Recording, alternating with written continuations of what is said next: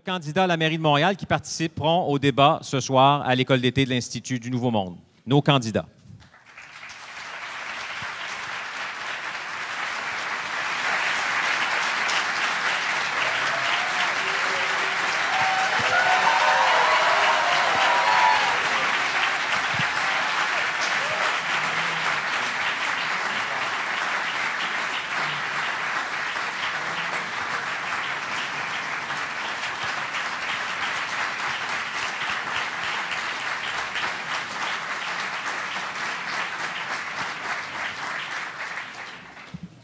Alors, bonsoir et bienvenue à cette activité de l'école d'été de l'Institut du Nouveau Monde. Je m'appelle Michel Venn, je suis le directeur général de cet institut qui en arrive à son 10e anniversaire. Vous êtes donc à la 10e école d'été de l'INM.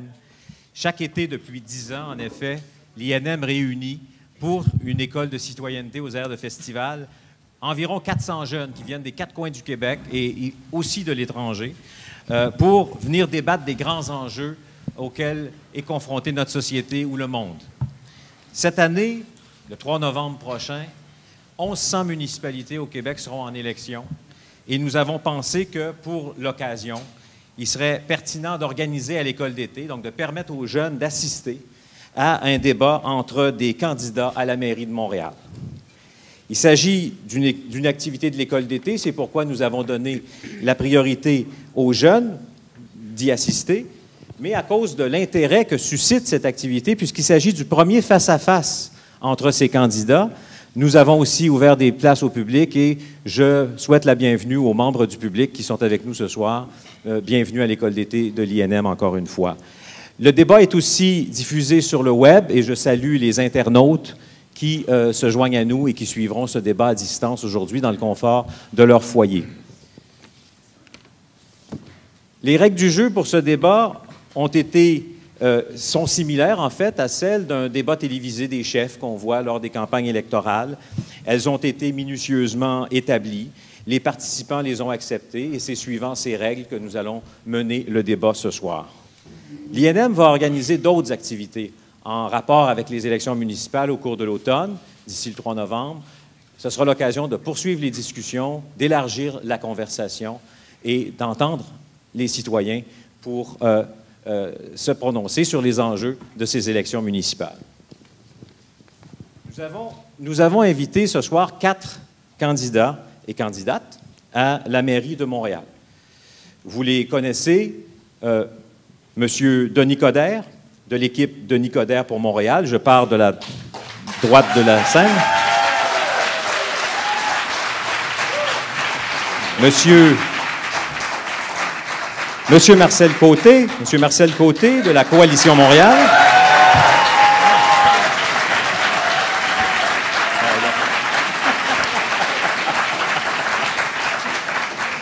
Monsieur Richard Bergeron de Projet Montréal.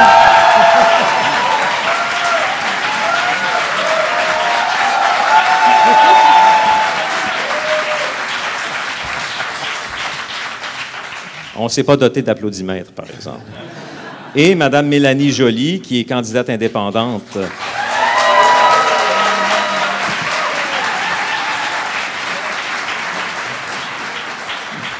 Je voudrais aussi souligner la présence dans la salle de 2 candidats indépendants à la mairie de Montréal qui, du moins, m'ont signalé leur présence, M. Michel Benoît et M. Michel Brûlé.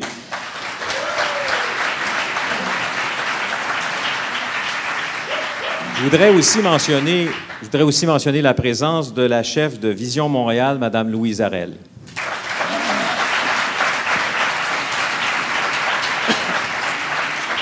Pour ce débat important, nous avons invité la meilleure.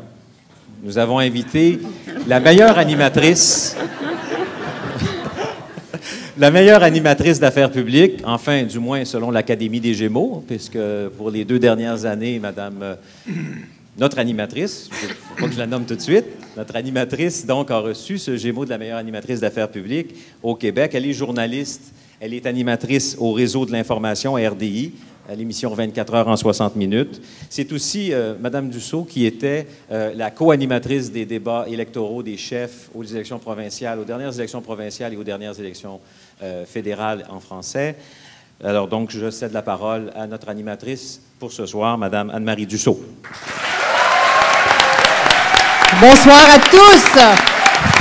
Mais je ne suis pas candidate. Bon, on va ça.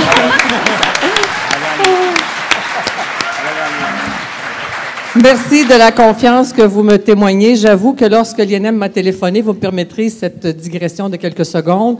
L'INM m'invite souvent et j'ai jamais le temps d'accepter. J'ai commencé par dire non, j'aurai pas le temps. Puis à la fin de la conversation, j'ai dit, au fait, c'était pourquoi? C'était pour animer le débat de l'événement de l'INM pour les 10 ans. Oh, j'ai dit, ça me tente. Alors voilà, je pensais animer un débat enlevé, pétillant, intéressant pour le Montréal de demain, mais je suis ravie, enchantée, émerveillée par la présence de vous tous ici ce soir. Un bel exemple de participation citoyenne, un des thèmes de ce débat. C'est aussi, à travers les thèmes, que j'ai été séduite par l'idée de ce débat. Pourquoi? Thème de la jeunesse, thème de la participation citoyenne, deux grands thèmes. Également, deux questions du public qui seront tirées au sort. Voilà pour le grand déroulement. Et la formule est la suivante. Déclaration d'ouverture. Sur chaque thème, chaque candidat aussi aura quelques minutes pour décliner ses idées là-dessus, son projet. Suivi de face-à-face en duo, de 2 minutes 30 chacun, et dans chaque grand bloc de face-à-face de 17 minutes, les candidats auront l'occasion de croiser le fer à quelques reprises, suivi d'un débat libre à la fin de 5 minutes, et à chaque étape, à chaque moment, j'aurai la liberté, le privilège, le loisir, l'occasion de relancer par des questions et sous-questions. Les places sur ce plateau ont été tirées au sort, comme l'ordre de la prise de parole également. Les questions du public. Seules les questions jugées loufoques ou disgracieuses auront été exclues du panier et le tirage se fera tout à l'heure, arrivé au moment de poser ces questions. La règle du jeu, débattre en toute ouverture, en toute sérénité, en tout respect. Merci donc à vous tous d'avoir accepté cette invitation, à vous de casser la glace pour ce premier débat. Après tout, l'un de vous sera maire ou mairesse de Montréal le lendemain du 3 novembre. Il faut peut-être se rappeler que plus d'1 million de citoyens sont appelés à voter directement pour ce rôle et que c'est le personnage politique qui recueille le plus grand suffrage universel encore au plan de la démocratie. C'est intéressant de se le rappeler. Le tirage a favorisé M. Marcel Côté pour l'ouverture. À vous. Merci beaucoup. Je remercie aussi l'Institut du Nouveau Monde pour l'organisation de ce débat. C'est ma 4e participation à l'Université d'été, mais la première dans un débat de politique municipale. Car je dois avouer, je suis nouveau en politique municipale et il y a lieu de se demander pourquoi. Les Montréalais se rappellent tous l'état d'esprit dans lequel nous étions l'hiver ou au printemps dernier, au-delà des scandales qui ont fait la manchette un peu partout à travers le monde. Il y avait aussi 2 jours sans eau potable, il y avait les pannes successives du métro, il y avait l'éclatement d'aqueducs et l'inondation du centre-ville. En fait, nous avions un peu honte, nous étions scandalisés. Et dans ces situations-là, on doit dire qu'est-ce qu'on fait. Et en fait, il n'y a qu'une voie, c'est de se saisir, de se prendre en main. Et notre ville qu'on aime tant, on doit s'en occuper. Et c'est ainsi que je me suis retrouvé à la tête d'une coalition qui veut changer les choses. J'ai toujours été quelqu'un de solution, solution que je proposais au gouvernement, solution que je proposais aux entreprises, solution que je proposais et mettais en œuvre dans les organisations communautaires. Et c'était en quelque sorte mon devoir de m'impliquer. Nous avons donc formé une coalition pour changer les choses. J'en ai pris le leadership et nous sommes déterminés à changer les choses. Ce soir, ce sont des enjeux qui intéressent particulièrement les jeunes. 2 enjeux, en fait. La coalition compte beaucoup sur les jeunes. D'une part, nous avons dans la coalition beaucoup de jeunes qui nous poussent dans le dos. Mais les jeunes, ce n'est pas seulement l'avenir, c'est aussi ceux qui, actuellement, préparent l'avenir. J'ai toujours été un mentor, j'ai toujours été entouré de jeunes chez Sécor. Il y a beaucoup d'ailleurs des anciens de Sécor qui sont maintenant rendus aux commandes de l'économie. Et je veux être comme maire, m'entourer de jeunes. Et j'aimerais par contre qu'entre nous, ce soir, on puisse définir clairement les enjeux qui vous préoccupent pour que vraiment on fasse une ville dont on va être fier, une ville dont on rêve. Merci. M. Côté. M. Coderre. Merci. Merci beaucoup. M. Coderre. Évidemment, dans un premier temps, je veux également remercier l'Institut du Nouveau Monde de nous permettre respectueusement de parler des enjeux importants de l'avenir. Vous savez, ce matin, ironie du sort, j'étais au Cégep Saint-Laurent, au Musée des artisans. J'avais une annonce importante, évidemment, encore plein de candidats qui nous appuient, mais j'ai surtout vu l'exposition des carrés rouges. Évidemment, ma première réflexion, c'est qu'il ne faut pas sous-estimer ce qui s'est passé au printemps 2012. Dans un premier temps, on ne peut pas nécessairement être d'accord avec toutes les revendications, mais la première chose qu'il faut constater, c'est qu'il s'est passé quelque chose et que, nécessairement, il faut trouver un moyen de canaliser cette énergie et faire en sorte que nos jeunes puissent se sentir également partie prenante de la décision. Mon rôle, il y en a qui donnent des conseils. Moi, ça fait 30 ans que je fais de la politique active. J'ai été député et ministre, j'ai pris des décisions et j'ai assumé des dossiers, j'ai assumé des crises. L'heure est à la décision. L'heure est à faire en sorte qu'on puisse s'entourer d'hommes et de femmes. Et moi, je veux aussi être un antidote contre le cynisme. C'est pas tout le monde qui est pourri, c'est pas tous les employés qui sont corrompus.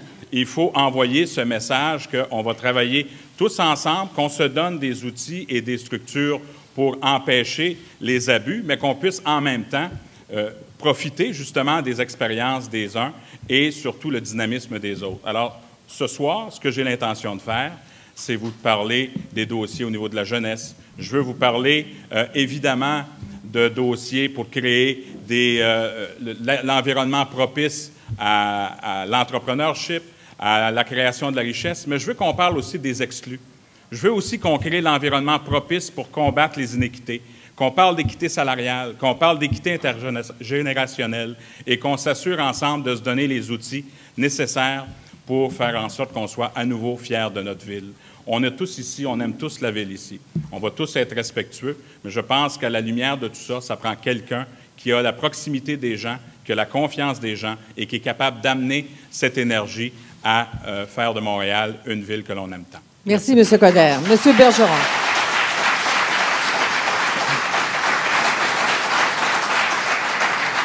M. Bergeron. Alors, bien sûr, moi aussi, je vais commencer en félicitant et remerciant M. Michel Venn d'avoir organisé cet événement.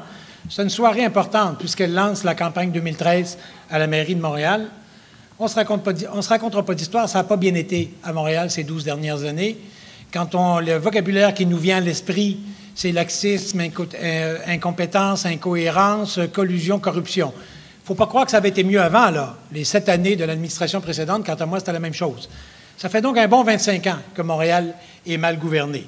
Le renouveau de Montréal, là, ça commence ici et ce soir, immédiatement.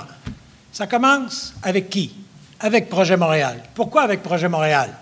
Parce que nous seuls avons l'audace de faire entrer Montréal dans le 21e siècle. Nous seuls avons un vrai parti qui garantit un minimum de cohérence dans l'action des élus. Nous seuls offrons une garantie absolue d'intégrité. Je vais faire simple, il n'y a pas un seul Union Montréal à Projet Montréal.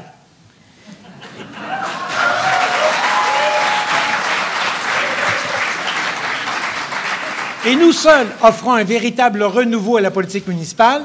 Comment, sur nos 65 candidats déjà investis, dûment investis, 19 ont 35 ans ou moins. Alors, la question que je pose aux jeunes, puisque c'est le débat sur les jeunes ce soir, la question qu'il vous faut vous poser, dans quel Montréal voulez-vous vivre dans les 50 à 75 prochaines années? C'est ce soir que ça commence. Merci, M. Bergeron. Mme Joly. D'abord, moi aussi, je tiens à remercier l'INM pour cette opportunité. J'ai moi-même eu la chance de participer il y a quelques années à l'école d'été qui est devenue, en 10 ans à peine, un incontournable dans la promotion de l'engagement public. Merci encore de l'invitation. En juin dernier, j'ai choisi de poursuivre mon engagement de façon plus active en devenant candidate à la mairie de Montréal. Cette décision s'appuie sur différentes motivations. Premièrement, je suis candidate parce que j'en ai assez de constater qu'il y a deux Montréal.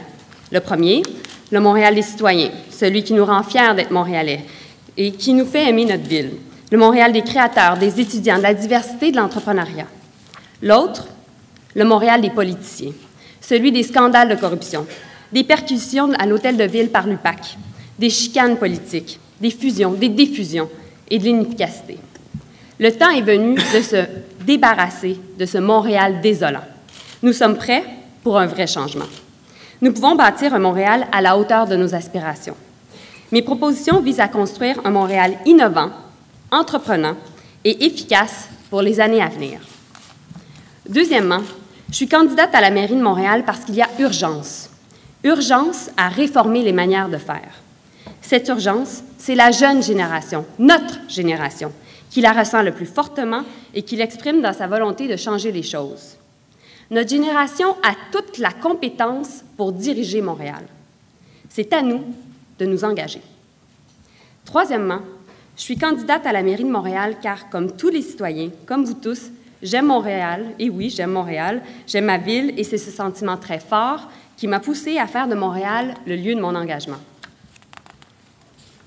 Montréal est une métropole internationale dont on devrait être fier, mais qui, malheureusement, est retenue en arrière par des pratiques politiciennes et des décisions qui, je le répète, ont fait leur temps. Ce qui n'a pas fonctionné hier ne pourra pas, par simple pensée magique, fonctionner demain. Montréal est à un tournant de son histoire. Plus que jamais, notre ville a besoin que l'on s'engage pour changer les choses. Les décisions des prochaines années marqueront notre société pour des décennies. Notre génération a le devoir de répondre à l'appel. Merci, Mme Joly.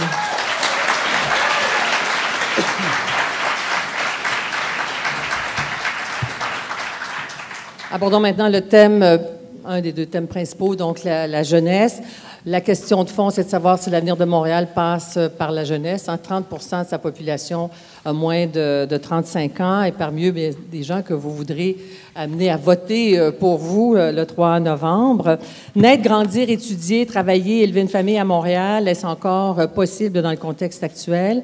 Des chiffres éloquents. L'Institut de la statistique dit qu'en 2031, il y aura moins de jeunes à Montréal qu'en 2016. C'est vrai que le bilan migratoire de Montréal est négatif. Les jeunes de 15 à 24 ans, là, ça, c'est positif pour Montréal. Mais dès qu'un jeune a 24 ans, qu'il se marie, qu'il veut fonder une famille, il veut travailler, il s'en va à l'extérieur. Et comme s'il n'y avait pas de rêve à réaliser à Montréal. Alors, le savez-vous? À quoi rêvent les jeunes pour Montréal? Le savez-vous? D'abord, M. Côté.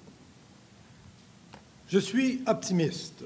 J'ai toujours été très optimiste. Lorsque je suis arrivé, j'ai commencé à travailler à Montréal.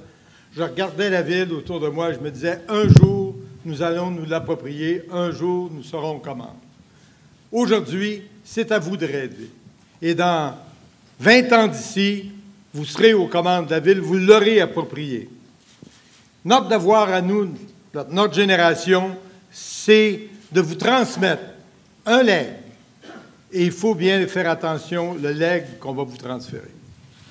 Il y a différentes facettes dans notre programme qui touchent beaucoup la jeunesse et qui touchent surtout beaucoup le legs que nous voulons laisser à la prochaine génération. Mais il y a 3 facettes que je voudrais souligner. D'abord, nous devons être à l'écoute. Nous devons être à l'écoute des jeunes, nous devons vous mettre dans des réseaux, nous devons vous préparer le terrain, nous devons vous embarquer dans le système. Et ça prend des moyens concrets, entre autres, en concert avec le Forum Jeunesse, la Commission Jeunesse. Nous voulons organiser une agora annuelle où les jeunes, les associés jeunes pourront rencontrer les dirigeants de la ville. Ce n'est qu'un moyen. Deuxième chose, Montréal est une ville universitaire.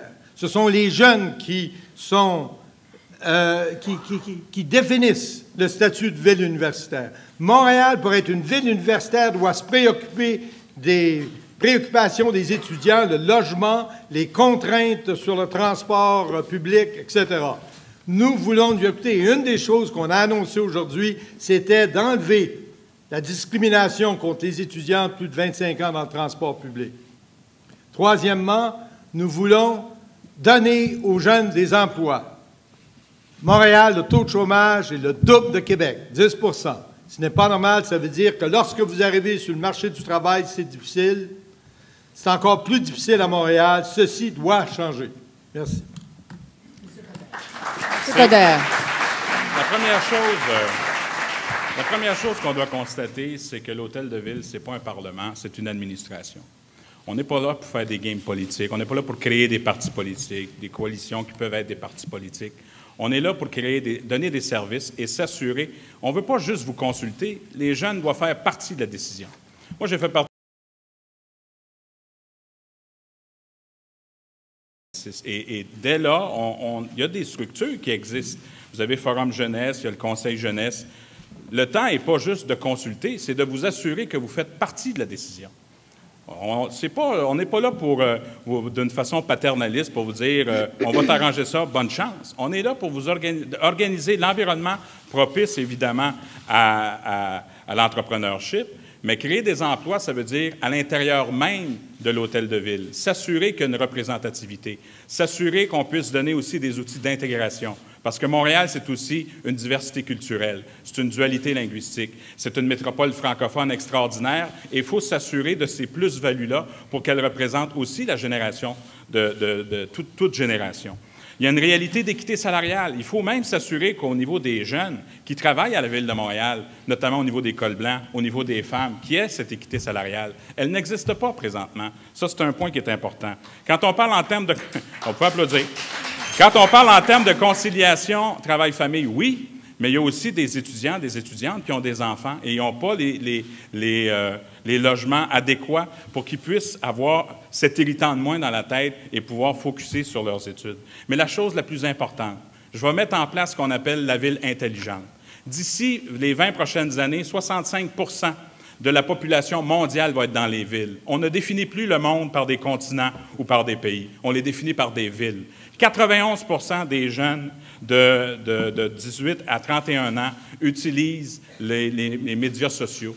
On doit être à la page, on doit s'assurer justement qu'on utilise ces outils-là qui vont avoir un impact sur la participation citoyenne, sur notre culture, notre créativité, et on veut s'assurer que les jeunes puissent avoir droit au chapitre et qu'ils puissent vivre pleinement leurs rêves. Madame Joly. Félicitations, M. Côté, pour l'augmentation de la bonification, en fait,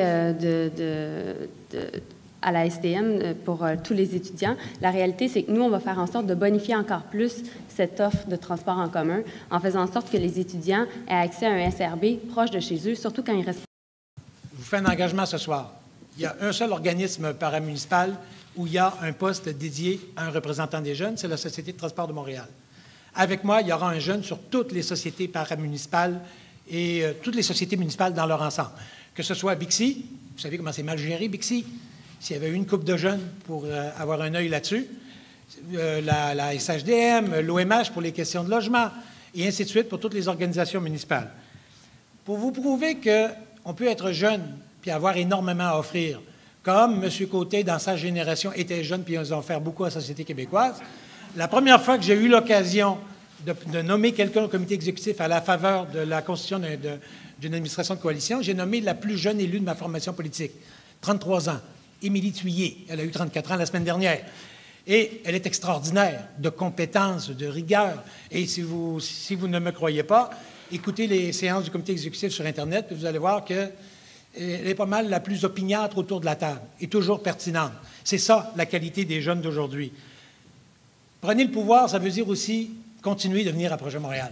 Il n'y a pas d'aile jeunesse à Projet Montréal. Il y a tellement de jeunes à Projet Montréal. Je le répète, on a 19 candidats investis de moins de 35 ans sur les 65 présentement. Il y en a plein d'autres qui s'en viennent.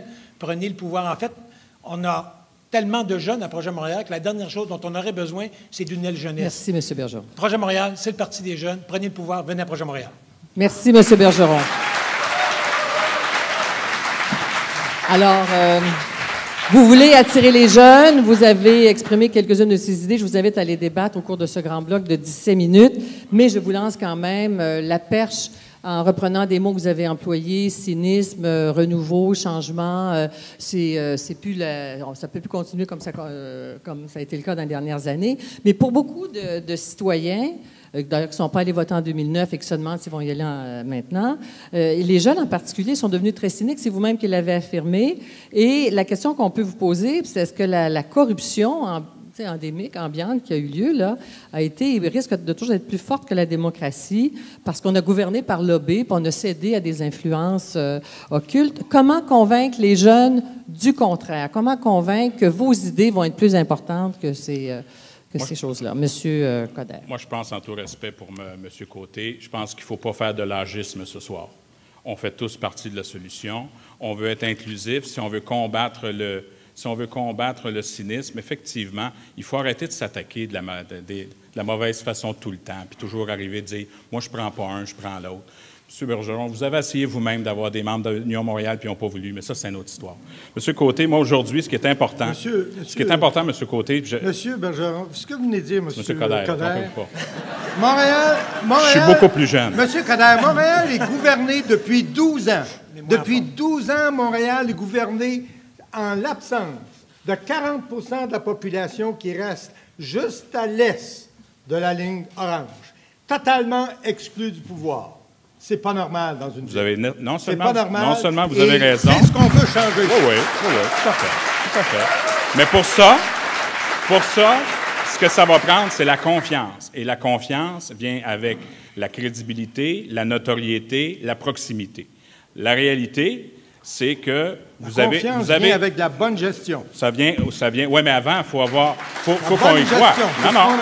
On a tous des compétences. Écoutez, j'ai géré aussi des milliards de dollars. J'ai été ministre également. Je me suis occupé en ce sens-là. Ce que je trouve intéressant aujourd'hui, c'est de se dire pourquoi on fait ce genre d'attaque-là. Moi, je trouvais que c'est une bonne idée au niveau de la STM.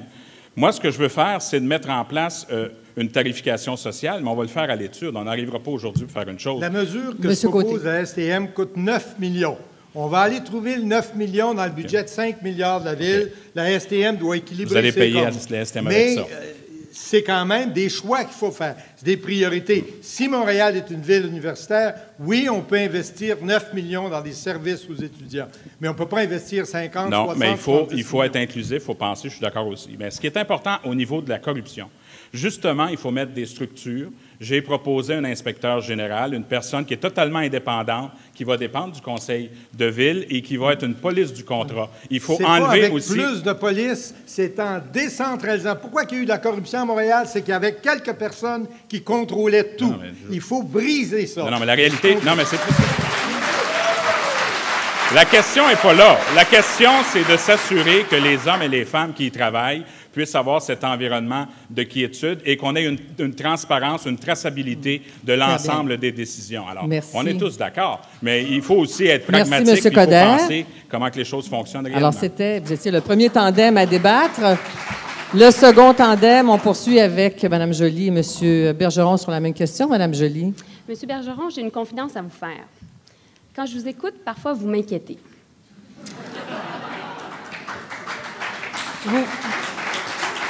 J'espère que vous ne direz pas que je suis trop ambitieux pour Montréal. Non, écoutez, c'est parce que vous avez des projets pharaoniques, comme le téléphérique pour la Rive-Sud ou un tramway de plus d'1 milliard de dollars. Et puis, souvent, vous proposez des projets qui sont pas réalistes au niveau des coûts. La réalité, c'est que notre génération, nous allons hériter déjà d'une facture très salée des autres générations. Et la vérité, c'est que vous êtes en train de dire qu'à chaque fois que vous avez un projet, vous créez une dette pour nos enfants. Alors moi, ce que je vous interpelle, en fait, c'est d'amener du réalisme dans la mesure où on veut faire en sorte d'avoir une société qui va avoir une meilleure pérennité. Sauf votre respect, Mme Joly. Si vous trouvez qu'un projet de tramway d'1 milliard, c'est excessif pour Montréal, vous auriez donc, au début des années 60, dit non au métro. C'est évident. Moi, je suis en faveur d'un grand système rapide par bus, un SRB, en fait, de 130 km, qui fait en sorte de vraiment unir l'Est et l'Ouest de Montréal. Bergeron. Madame Joly, en dollars d'aujourd'hui, le métro, la valeur de remplacement, c'est 12 milliards de dollars. Et vous auriez sûrement dit non avec le discours que vous tenez. La réalité économique des années 60 était fort différente d'aujourd'hui, M. Je vous remercie aussi d'avoir Bergeron. parlé du téléphérique parce qu'il se situe dans le contexte d'un projet exaltant pour Montréal, le projet d'entrée maritime. Et c'est un gros projet, là, je vous le dis tout de suite. C'est un projet de 4 milliards de dollars, 7 000 logements, 2 kilomètres de rive fluviale, un magnifique quartier en rive de Montréal. Incidemment, comme à Vancouver, ils l'ont fait à Vancouver. Et des gros projets de 2 milliards, là, savez-vous où ils en font? Ils en font en Brossard. Ça s'appelle le 10-30. Hey, on peut savoir autant dans... La réalité, c'est que votre projet est à côté du port de Montréal. Le projet vise à faire en sorte de construire des tours de condos sur le bord du fleuve, alors que, sincèrement, les résidents du coin demandent que l'accès à l'eau. Et puis, c'est à côté du port de Montréal, alors que le port de Montréal soutient 18 000 emplois à Montréal. C'est dommage que vous ne soyez pas mieux informé parce que j'ai rencontré la présidente. Je suis très bien informée, je suis désolée. J'ai rencontré la présidente du port 2 fois, tout ça a été présenté. Mais ceci dit, en effet, Projet Montréal a de très bonnes idées. Très bonnes idées. Mais la réalité, c'est qu'il n'y a pas de réalisme à la mise en place des 71 engagements. M. Bergeron, c'est terminé pour que vous changiez d'avis. Très bien. En 1985, il y avait 42 000 habitants au centre-ville de Vancouver. Maintenant, il y en a plus de 100 000. Vous allez revenir, M. Bergeron. Avec des idées comme celle de Projet Montréal. M. Bergeron, vous allez revenir. Il y a une autre période. D'autres occasions de se chicaner? Non, de discuter, M. Bergeron. Pas du tout. Ces tandems de débat se poursuivent. Ma question de départ, évidemment, c'était de savoir quels sont vos moyens concrets pour la jeunesse qui fuit Montréal. Vous avez évoqué plusieurs des idées. Aussi, comment convaincre les jeunes que la corruption n'est pas plus importante que la démocratie. Alors, je vous relance, M. Côté, là-dessus, avec cette question qui est la trame de ce débat. Avec M. Côté et Mme Joly, ce sera suivi de M. Bergeron et M. Kodak. Mme Joly, je voudrais vous amener la discussion sur un point important pour l'élection, qui est l'équipe. La coalition présente une équipe complète et on essaie de bien équilibrer les gens qui vont participer. Il y a des jeunes, il y a des gens expérimentés, des jeunes, des très jeunes, en fait, dans l'équipe, qui ont une expérience. Nous avons une très bonne équipe. D'ailleurs, il y a plusieurs candidats qui sont ici présents ce soir, qui vont avoir l'occasion d'être présentés aux médias au cours de la prochaine semaine. C'est une équipe, madame, ça prend des équipes équilibrées où est-ce qu'on a de l'expérience dans la gestion. Il s'agit d'une équipe équilibrée avec des gens de l'expérience. On gère un budget de 5 milliards et on sait que Montréal est en situation financière très serré. Je vous dirais que c'est 5,7 milliards, monsieur. Pardon? C'est 5,7 milliards, le budget. Non, c'est moins de 5 milliards, madame. Vous vérifierez vos chiffres. Et sur les besoins, vous entendre sur les moyens. Il reste une minute à ce tandem-là, les moyens concrets. Nous, ce qu'on veut faire, en fait, pour faire en sorte de faciliter l'accès aux jeunes familles, faire en sorte de créer un système rapide par bus à travers la ville qui va unir l'Est et l'Ouest de Montréal. Il faut miroiter, là, puis dépenser. Regardez son truc de bus, là. Truc de bus, là. Le truc de bus, M. Côté, c'est un système qui a transformé Portland, qui a transformé Bogota, qui a fait en sorte d'améliorer la STM a un plan, ce pas des imbéciles, la STM. Ils ont un plan. Là-dedans, il y a 300 kilomètres.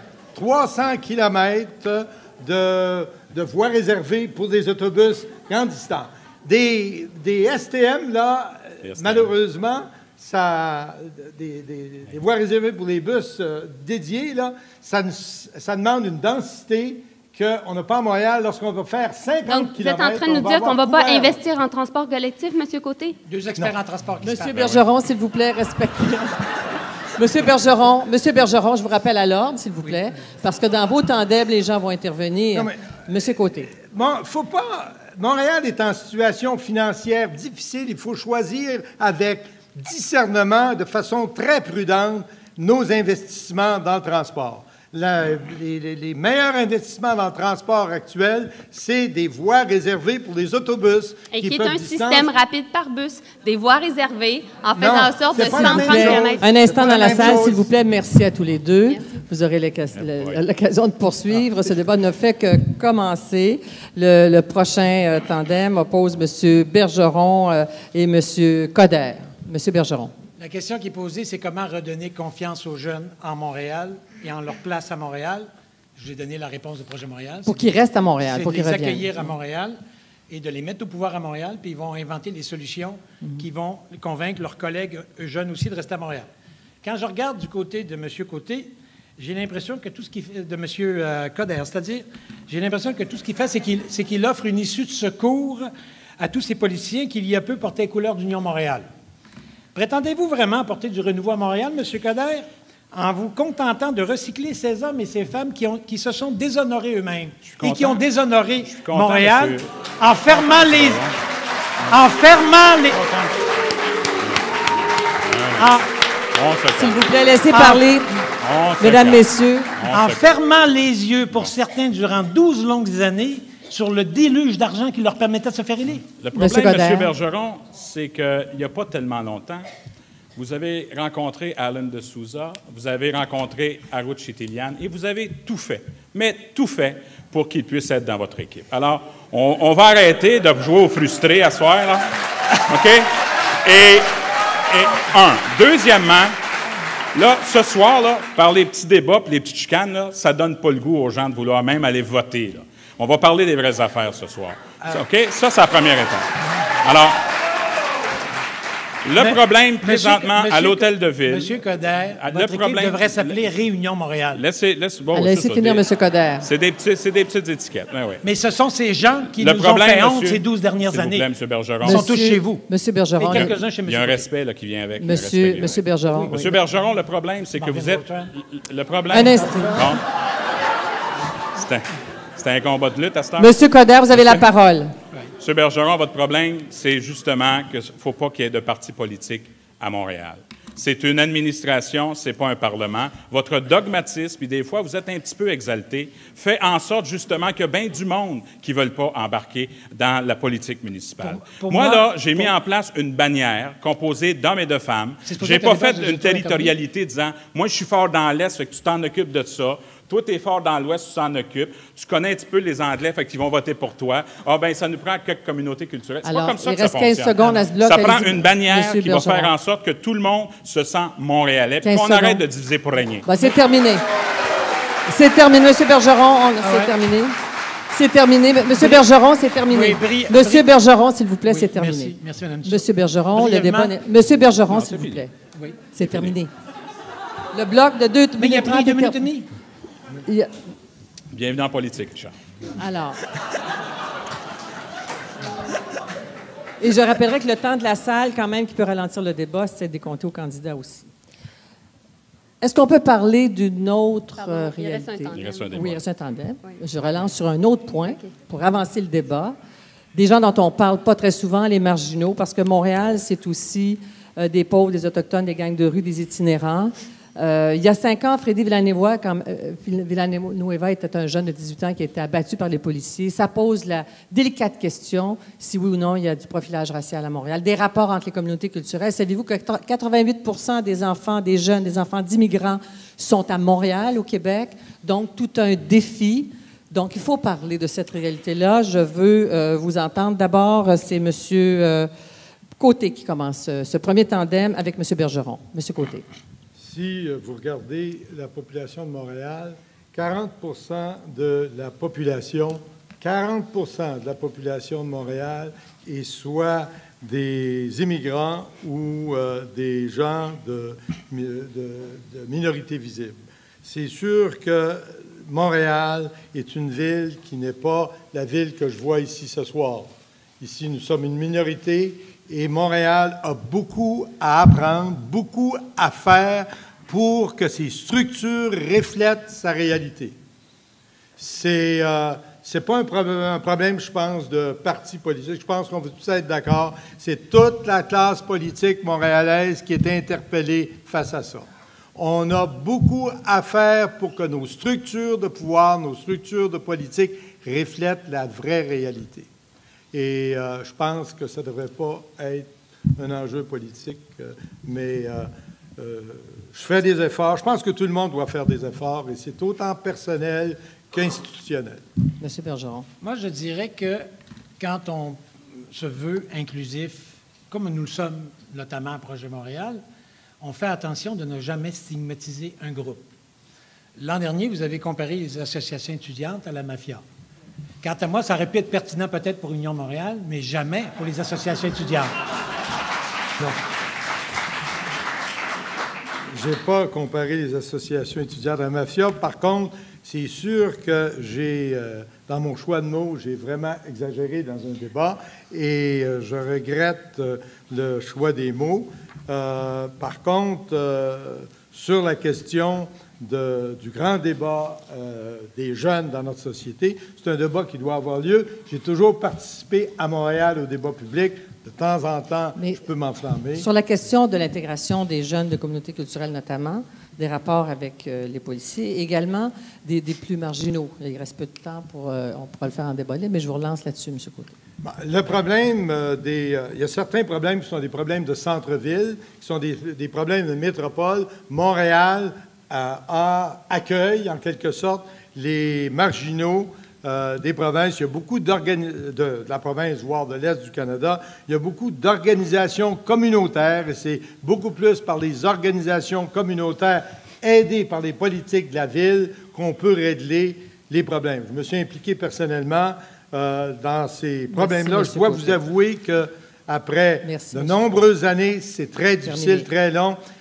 Il y a des limites à ce que la ville Terminé, M. Côté. Merci. M. Bergeron également. M. Coder, sur la même question.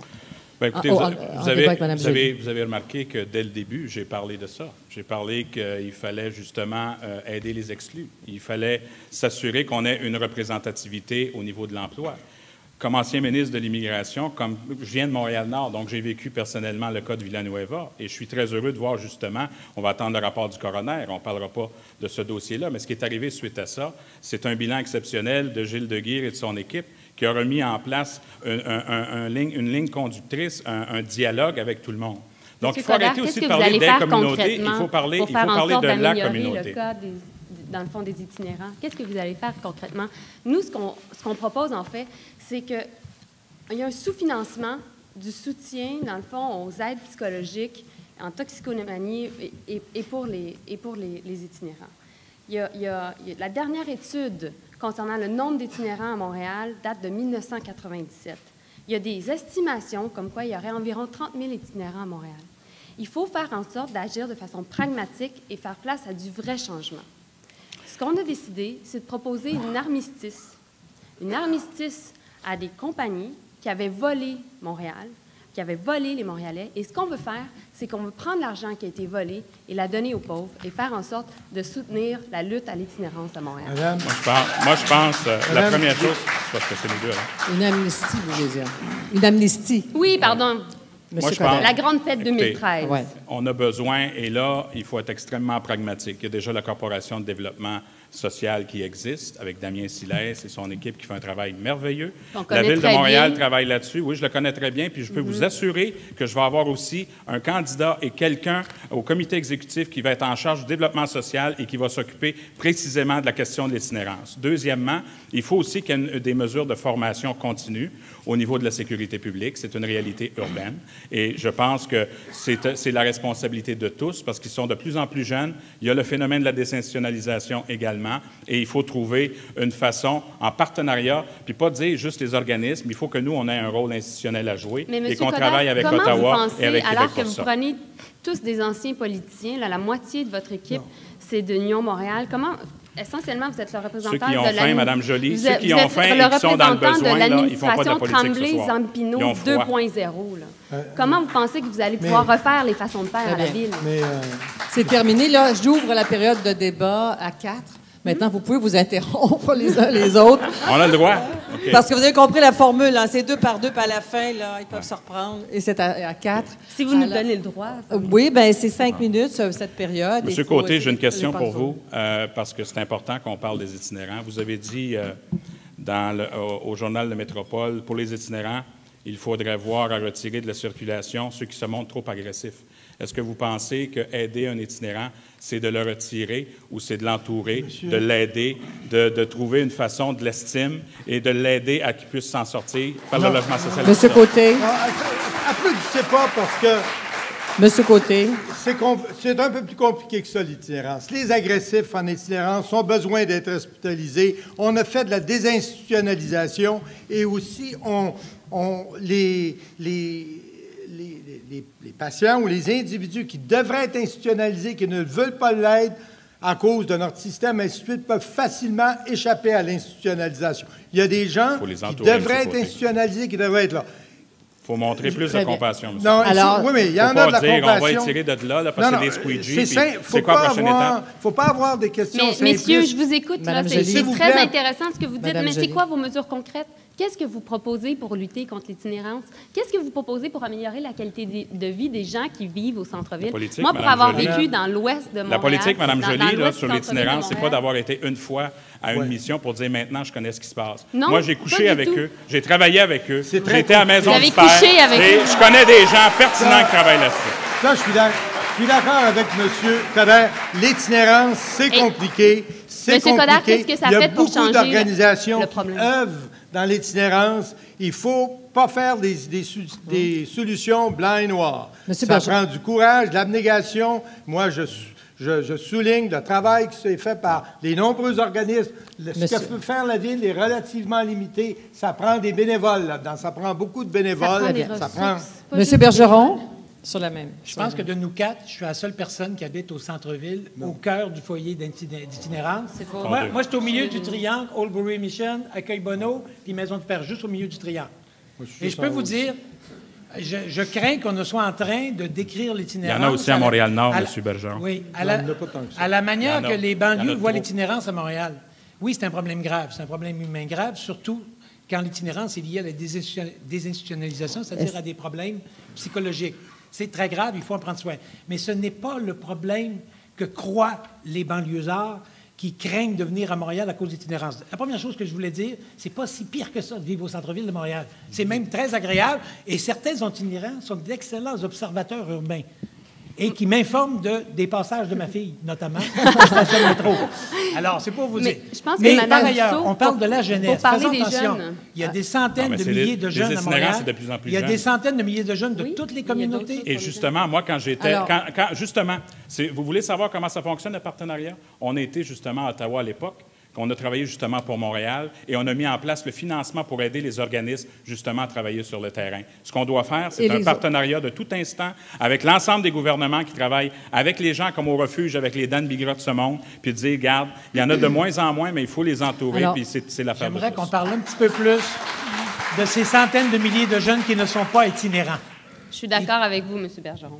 Alors, de quel enjeu ferez-vous votre priorité pour clore ce débat libre de 5 minutes, si vous aviez un enjeu? La priorité des priorités, là, compromettez-vous. Et qu'est-ce qui va changer pour les jeunes après 4 ans de pouvoir d'un d'entre vous? Nous, on veut faire en sorte de rendre Montréal beaucoup plus transparent en rendant toute l'information que la Ville détient vraiment accessible et l'inclusion. créer un poste de chef L'inclusion. d'information numérique. L'inclusion, éviter la ghettoisation de Montréal, telle communauté à tel endroit, telle autre communauté à tel endroit, et l'absence de dialogue.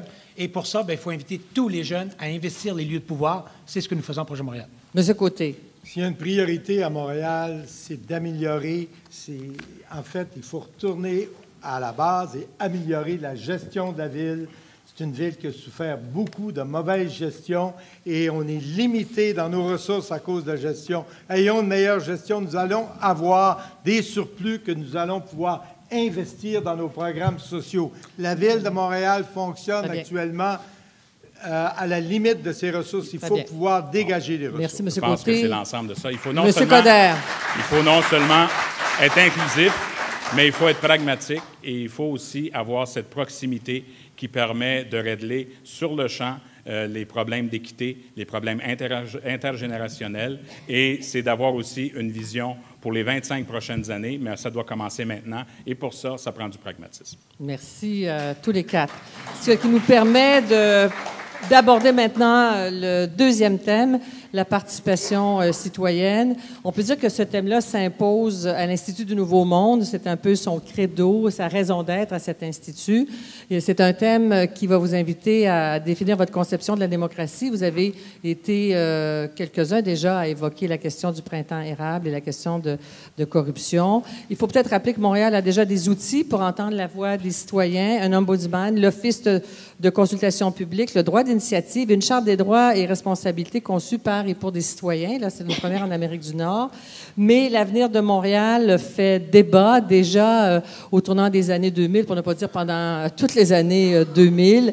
On a beaucoup blâmé la mobilisation et la contestation des citoyens pour expliquer l'échec de grands projets. Je n'en citerai qu'un seul, le bassin Peel qui devait s'implanter le casino en partenariat notamment avec le Cirque du Soleil. D'autres grands projets ont été plus ou moins ralentis par, selon l'avis de certains, par cette consultation, l'intervention des citoyens. Dur échec donc pour les promoteurs de ce projet. Est-ce que dans votre esprit, dans votre conception de la démocratie, la consultation, la voix du citoyen mène à l'immobilisme, M. Coderre? Moi, j'ai toujours dit que, quand on est élu, on est représentant, certes, mais il faut toujours avoir cette écoute continue avec les gens. Vous avez remarqué que j'ai dit aussi, parce qu'on parle au niveau des jeunes, j'ai parlé que 91 des jeunes utilisent les médias sociaux. C'est pas juste jouer à Twitter puis Facebook. Ça veut dire qu'on est passé à d'autres choses. On est passé à l'ère du numérique. Et quand j'ai parlé en termes de ville intelligente, puis à un moment donné, il faut arrêter continuellement de dire oui, il y a eu des problèmes, oui, il y a eu des choses qu'on doit changer, mais on doit être fier qu'à Montréal, on s'est pris en main justement pour les changer avec tous les gens présents qui ont contribué. Mais ce qui est important maintenant, c'est de regarder vers l'avenir. Et moi, qu'est-ce que je veux mettre en place? C'est cette ville intelligente. La ville intelligente, ça va rapprocher les citoyens pour leur offrir des services qui répondent mieux à leurs besoins. Ça responsabilise, parce qu'il faut y aller de façon transparente. Il y a la question des données ouvertes. Mais la ville intelligente permet justement, en utilisant les technologies d'information et de communication, de démocratiser la vie citoyenne. Je vous donne un simple exemple. Si on a une application avec anti-nid de poule, on ne fera pas des sondages, là, à un moment donné, il faut arrêter, il faut y remplir ça. Alors, on prend une photo, on envoie ça au département de travaux publics, ils ont 24 heures pour le réparer. Qu'est-ce qui arrive? Vous pensez par la suite, si ça fonctionne, il va en avoir de plus en plus, puis il va y avoir une responsabilisation de l'effort collectif. Et ça va avoir un impact directement sur la participation citoyenne, parce que les citoyens vont être partie prenante aussi de la décision.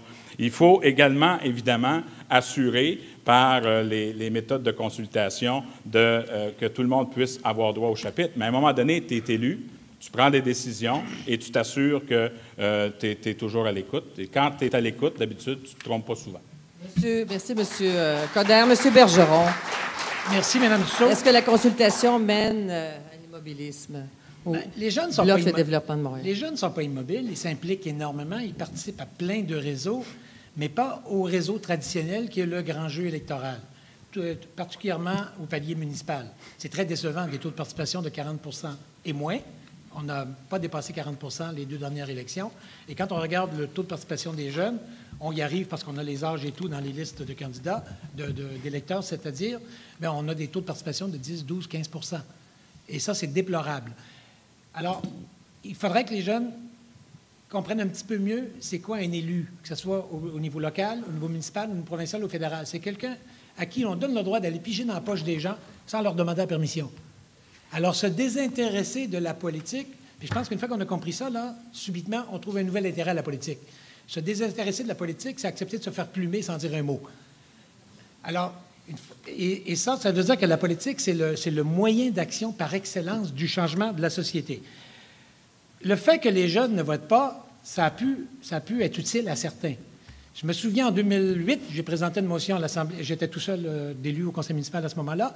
J'ai présenté une résolution au conseil municipal demandant à ce qu'il y ait des bureaux de vote installés dans les cégeps et les universités et qu'ils soient ouverts, ces bureaux-là, toute la dernière semaine de la campagne électorale. Avec les moyens électroniques qu'on a aujourd'hui, ça aurait été très facile. Ça a été refusé par l'administration Union Montréal et le conseil municipal a voté massivement contre ça.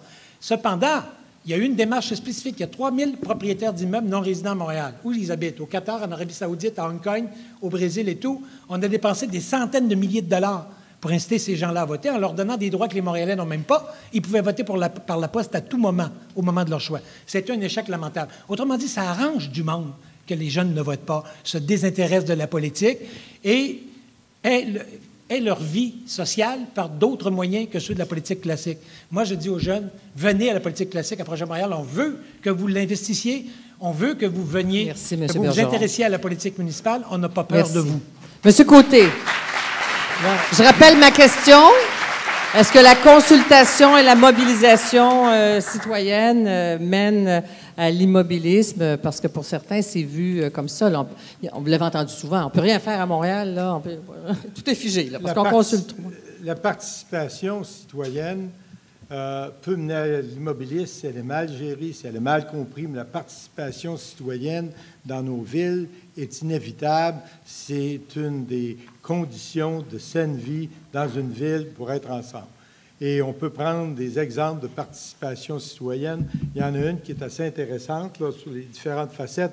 La coalition qui gère actuellement la Ville de Montréal, la façon dont le Conseil de ville s'est réorganisé suite aux différentes crises est un exemple de ce que la façon dont devrait être gérée Montréal, gérée par l'ensemble des Montréalais. Et c'est un des grands principes que nous défendons. Jamais je vais gérer la ville avec la moitié ou une ville devrait être gérée par la moitié des citoyens, excluant l'autre moitié. Un deuxième exemple qui fonctionne relativement bien, l'Office de consultation publique à Montréal fonctionne bien. Il y a deux choses qu'on pourrait demander. J'ai participé quelques fois, moi, j'ai déposé des mémoires, et je pense qu'il y a deux choses. On pourrait s'assurer que ces recommandations sont plus respectées. De plus en plus, les recommandations sont respectées. C'est en train de s'institutionnaliser. Elles pourraient intervenir beaucoup plus en amont, lorsque les projets sont définis, avant que les paramètres des projets soient arrêtés, pour que l'input du citoyen ou des citoyens arrive. Mais je trouve que les équilibres, les discussions, les rapports, le soupesage des différents points de vue que font les commissaires de l'Office est généralement excellent. C'est une bonne réussite à Montréal. Les données ouvertes, on en a parlé, tout le monde se dit en faveur, mais l'information ouverte n'est qu'un moyen pour tirer le plein potentiel de ça. Il faut encourager l'innovation civique. Et ça, souvent, ça prend la forme d'économie sociale. Il y a beaucoup de modèles à cet égard. Nous allons en parler pendant la campagne électorale et je suis certain que... Merci. Mais le dernier point... Merci, vous le reprendrez dans le débat. Pas fini. Oui, c'est terminé. Ouais. Merci. Bienvenue en politique. Madame Joly. La participation citoyenne a toujours été au cœur de mon engagement. Lorsque j'ai cofondé avec Stéphanie Raymond-Bougie, qui est ici ce soir, Génération d'idées, l'objectif, c'était de faire en sorte de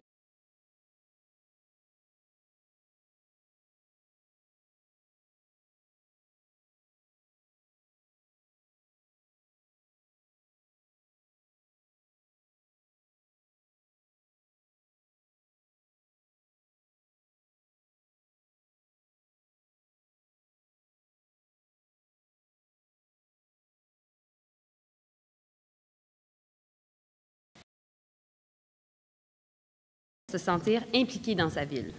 La transparence visera aussi à inciter les citoyens à utiliser ces informations et à les transformer afin d'agir au quotidien sur leur environnement.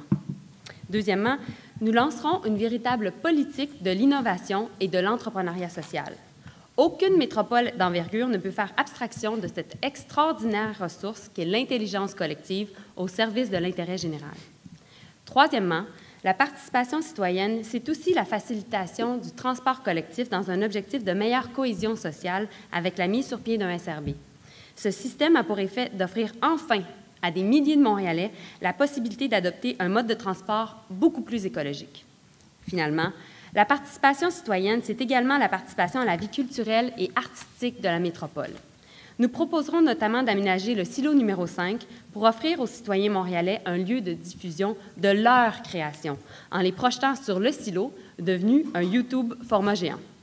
La participation citoyenne, en d'autres mots, c'est à la fois une exigence de transparence, un défi social, une implication dans les grands projets urbains et un dispositif culturel démocratique.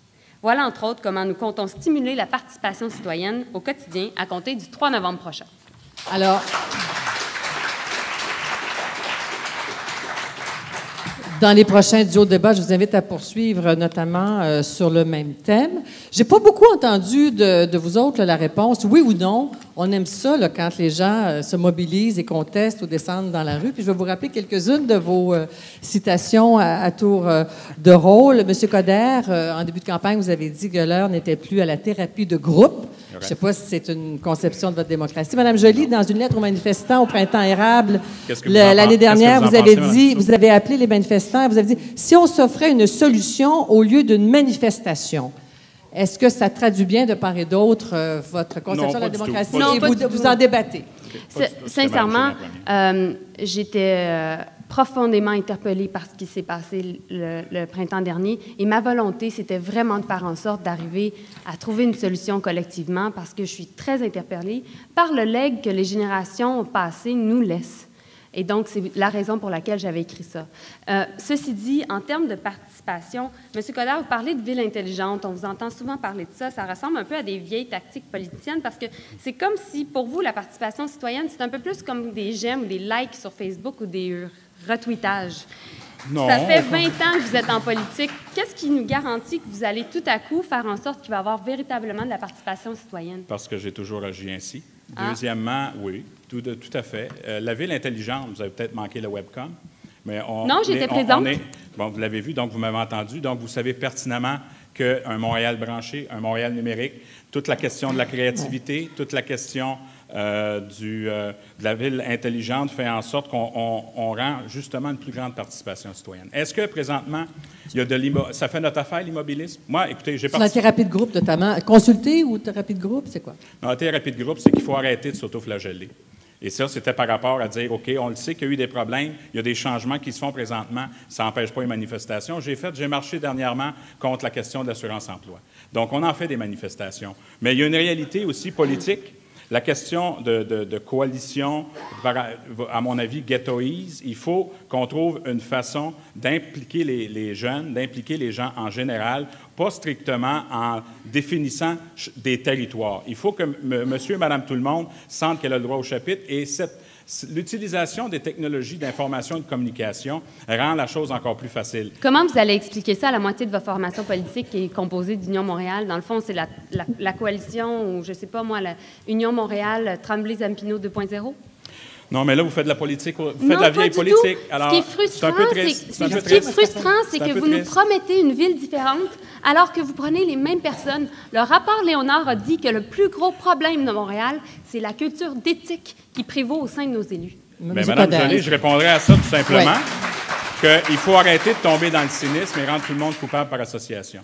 Il y a des hommes et des femmes ici qui font partie de cette ancienne formation-là, qui ont travaillé très fort dans leur district, pour leur population, et qui méritent également de rester. Je respecte leur engagement, M. Coderre, mais la réalité, c'est que présentement... La réalité, excusez-moi, Mme Joly. La réalité, c'est qu'on est face à un des pires cataclysmes politiques depuis 50 ans.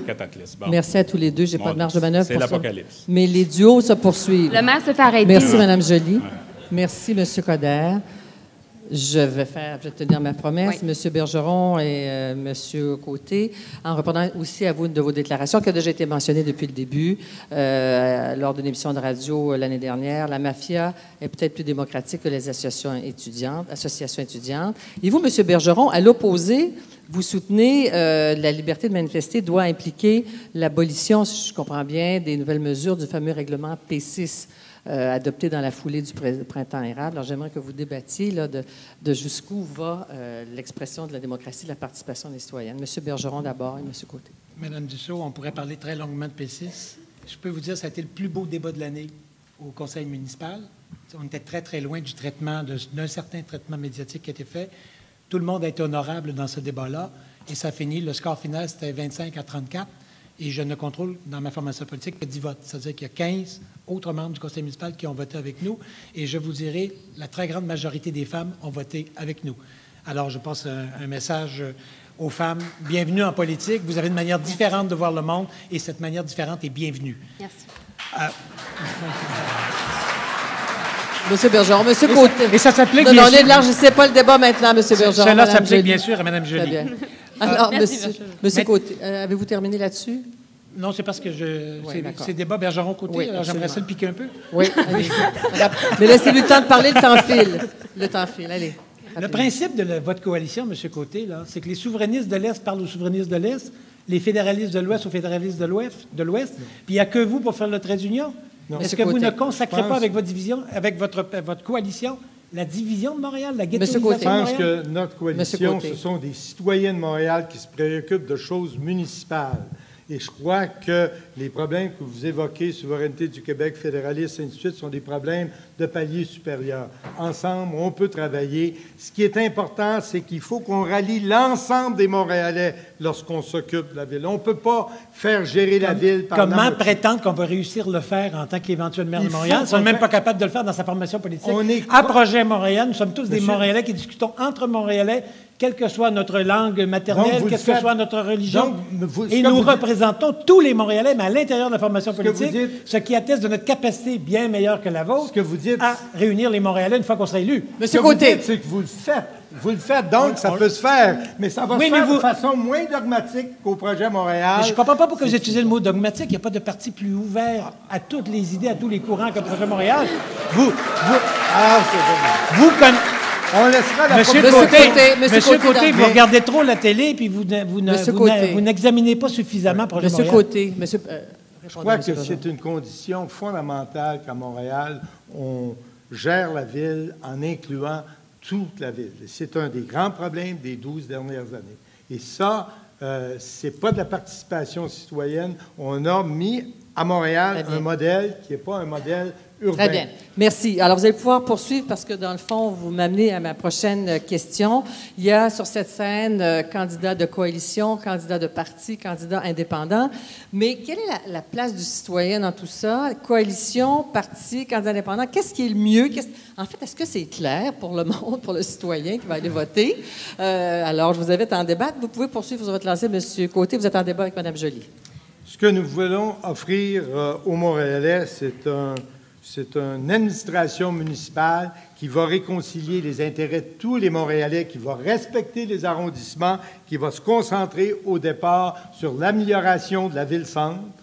Et par la suite, lorsqu'on aura amélioré la ville-centre, lorsqu'on aura dégagé une certaine marge de manœuvre, parce que c'est clair que Montréal n'a pas de marge de manœuvre, il faut réduire d'une façon, augmenter l'efficacité du système pour dégager une marge de manœuvre, pour cesser de sous-investir dans notre métro. Le métro, s'il brise continuellement, c'est qu'on a sous-investi. Les coalitions au parti, M. Côté. Oui, c'est ça, M. La question, c'était coalition au parti. Côté, qu'est-ce qui est plus clair? Un peu, en fait, en lien avec ce que M. Bergeron disait, j'aimerais comprendre comment fonctionne votre coalition. Dans le fond, Mme Ariel est membre de Coalition Montréal, vous êtes membre de Vision Montréal, Mme... Là, vous faites du simplisme. Vous savez que je ne suis pas membre de Vision Montréal et c'est assez... Mais la vérité, M. Coalition... Côté... Non, moi, je vais vous l'expliquer. Arrêtez de parler. Si vous voulez comprendre, il faut que vous écoutiez. Mais non, mais... comprendre, il faut Mme Joly. Faut que vous écoutiez. Alors, M. Côté, on est en débat. Vous savez, j'ai beaucoup de respect pour ce que vous faites. J'ai beaucoup de respect pour votre engagement politique. Alors, M. Côté. Vous voulez des jeunes, laissez-les parler. M.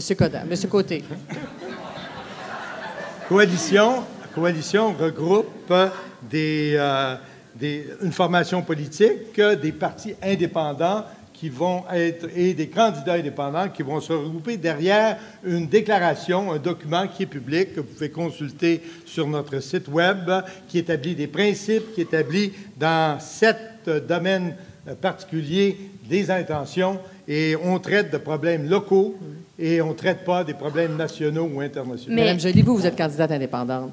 Oui, la réalité, c'est que je vais avoir un parti. Oui. Parce que ce qui est dommage, en fait, en politique municipale, c'est qu'on est soit indépendant ou on a un parti politique. Et c'est pour ça que M. Côté se retrouve dans une espèce de méandre un peu complexe et qui mélange le citoyen, malheureusement. Mais la réalité, c'est que moi, la question que je veux poser à M. Côté, j'ai beaucoup de respect pour votre carrière, pour votre implication au sein du milieu des affaires. Et vous avez bâti votre carrière à conseiller beaucoup de chefs d'entreprise et de politiciens.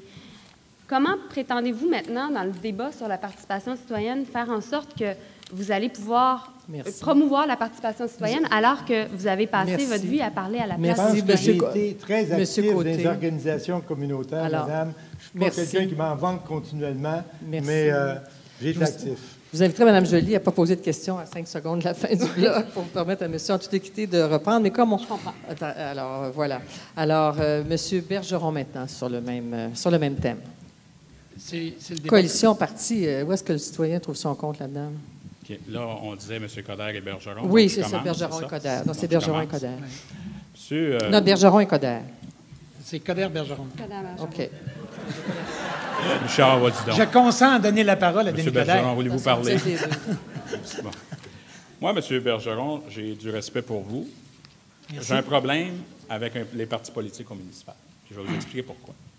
Parce que, nécessairement, vous n'êtes peut-être pas d'accord, mais je trouve que vous êtes très dogmatique, mais hormis ça, je pense qu'il y a une ligne de parti à un moment donné. Si les jeunes, comme les gens en général, veulent participer davantage à l'effort public et participer au vote, je pense qu'il faut enlever la notion de parti politique. Je pense que, moi, ce n'est pas un parti politique, c'est une bannière. Les gens savent, ils vont voter pour moi, avec moi. Mais, Monsieur aussitôt qu'on Coderre, est élu... ce que vous avez créé, c'est aussitôt une qu'on est création élu... instantanée pour prendre le pouvoir non, à c'est 3 des mois hommes de et- préavis. c'est des hommes et tout des ce que femmes. vous avez fait. Non, c'est des ça hommes ne et se des distingue femmes. pas de ce que Gérald Tremblay et l'Union Montréal ont fait en 2001. C'est C'est des hommes et des exactement la femmes. même démarche. C'est des hommes et C'est des centré femmes qui sur veulent une personne. travailler pour le bien-être de Montréal. Projet Montréal a 10 ans d'existence. Projet Montréal a 2000 membres. Moi, ça- Projet Montréal a publié cette semaine son 3e programme politique, après celui de 2005, de 2009 et de 2013. OK. Mais ça, c'est un Projet parti Montréal politique. est un parti Non, non. inclusif. Non, non, mais c'est un parti politique, Et là, un pas parti, sûr. ça permet de la cohérence et de la rigueur, et pas du n'importe quoi autour de quelqu'un qui sort du chapeau à 3 mois de l'élection Tous ceux et qui qui, ramasse tout ce qui tous traîne ceux de qui politiciens. m'affirment. Ah, OK.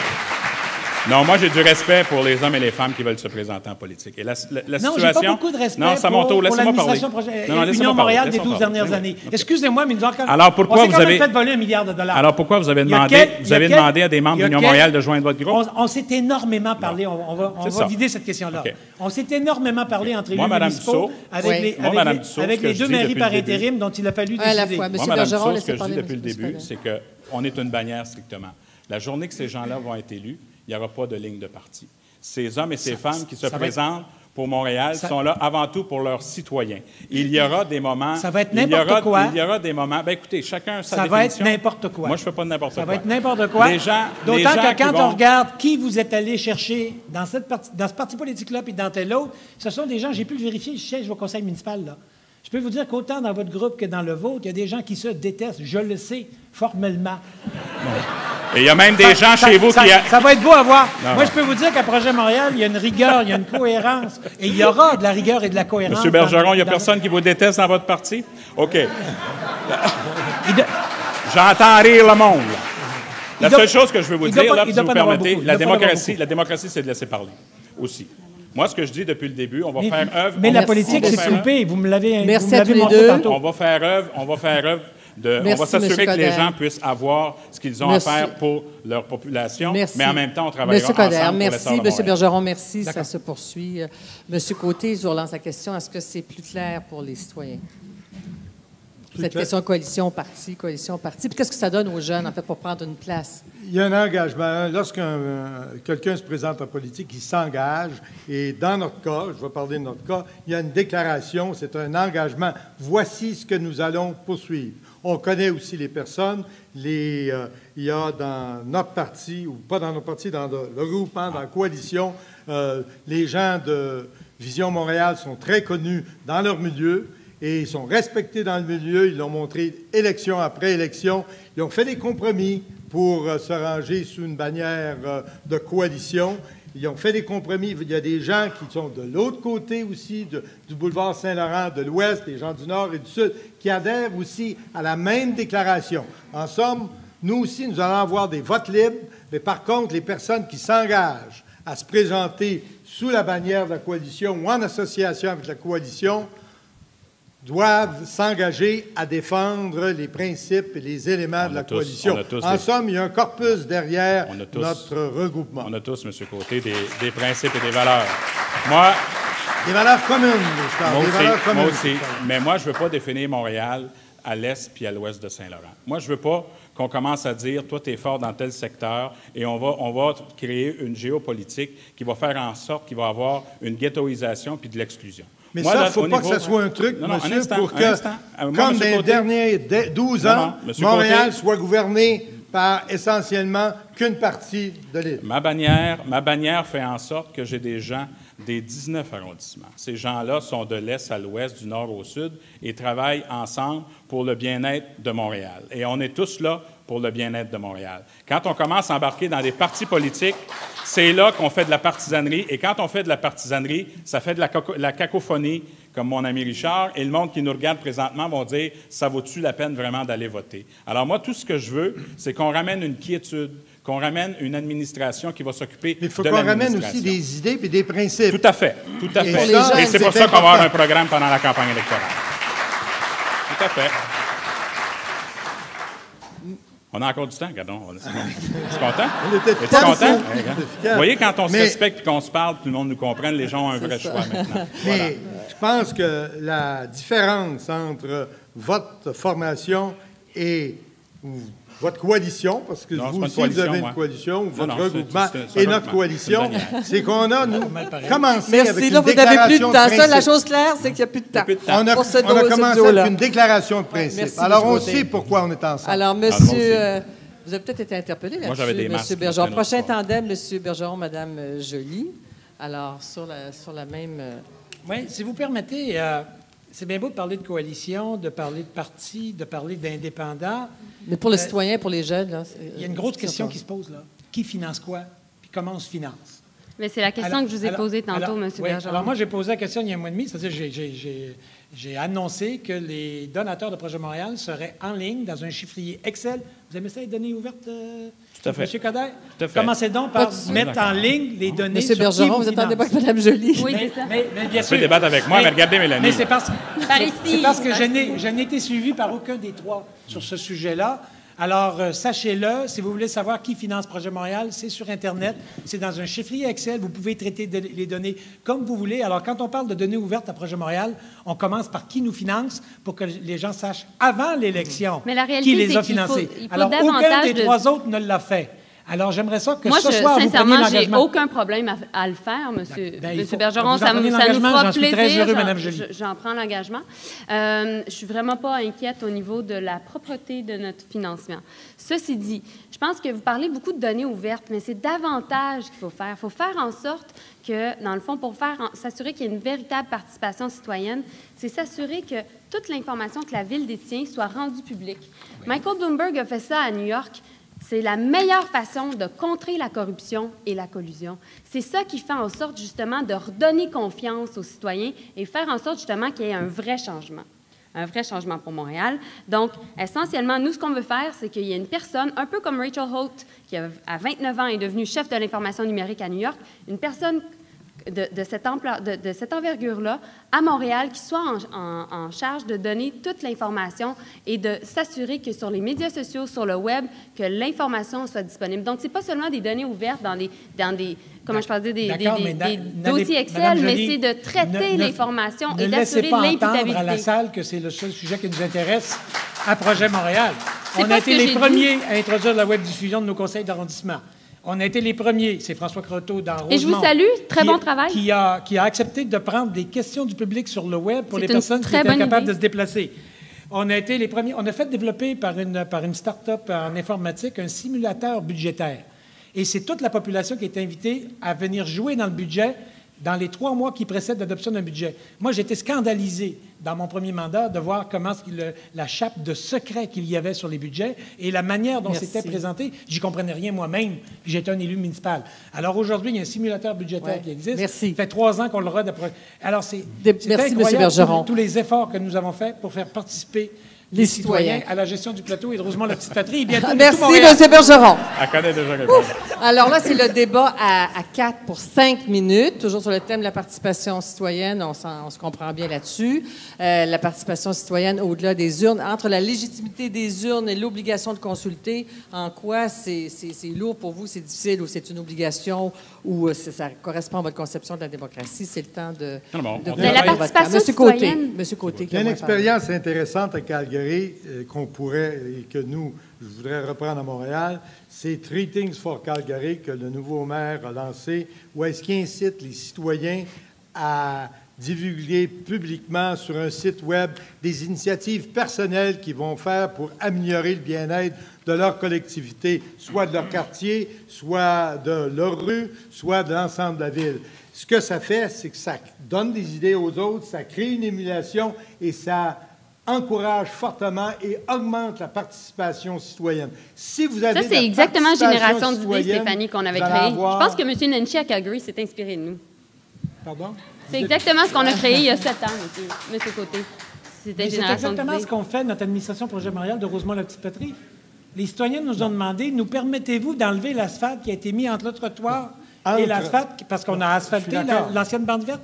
Ils nous ont demandé, nous permettez-vous de le faire? On leur a dit, oui, on vous le permet, on va vous aider un petit peu. On est d'accord. Être à l'écoute Alors, il y a des plein citoyens d'expériences comme ça. et tous les bonnes administrations locales, c'est à l'écoute des citoyens et stimuler fortement la participation citoyenne. C'est ce qu'on fait à Calgary. Il y a des progrès. C'est une des choses qu'on pourrait faire aussi à Montréal. La première chose qu'on doit prendre en considération, c'est exactement ça le principe de la ville intelligente. L'utilisation des technologies d'information et de communication. Ça veut dire qu'il faut qu'il y ait un lien de cause à effet entre le citoyen et l'administration. Alors, que ce soit pour la gestion du trafic, que ce soit pour la gestion des infrastructures, que ce soit au niveau, à Paris, il y a une application anti-saleté, par exemple. Et plus on va utiliser ce genre de technique, plus ça va aussi donner une confiance parce qu'il va y avoir un lien. Fait que dans le fond, ce que vous engagez à faire, M. Connard, c'est de faire en sorte que tous les appels d'offres de la Ville soient rendus publics, que tous les entrepreneurs, les contrats qui sont accordés soient rendus publics. Alors, vous vous engagez à faire ça? Je l'ai déjà fait parce que vous m'avez Alors, comment vous allez changer la culture interne de votre parti? Sur ce sujet-là, vous engagez à la fois. J'ai pas de culture interne. C'est pas une question de culture interne dans mon parti. Ce que j'ai l'intention de faire comme futur maire avec mon équipe, c'est de m'assurer qu'il y ait plus de sous-traitance au niveau de la Ville de Montréal. On est capable de faire plus de travail à l'intérieur. Qui vous finance, M. Coderre? Pouvez-vous mettre en ligne les données financières relatives à votre formation politique? Ça va me faire un grand plaisir parce que vous n'êtes pas crédible sur aucun de ces sujets si on ne sait pas qui vous finance avant l'élection. Ça va me faire un grand plaisir. Vous en prenez l'engagement ce soir? Ben oui, je l'ai dit. Le seul financement... Vous ne l'avez pas fait depuis un mois et demi.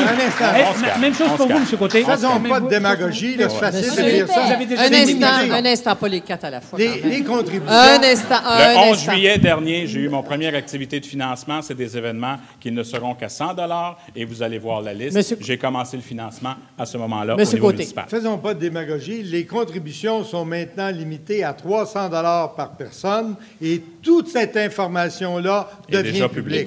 Elle devient publique après l'élection. Mais on veut le savoir avant l'élection. Il y en a qui viennent avant, après. M. Bergeron a raison.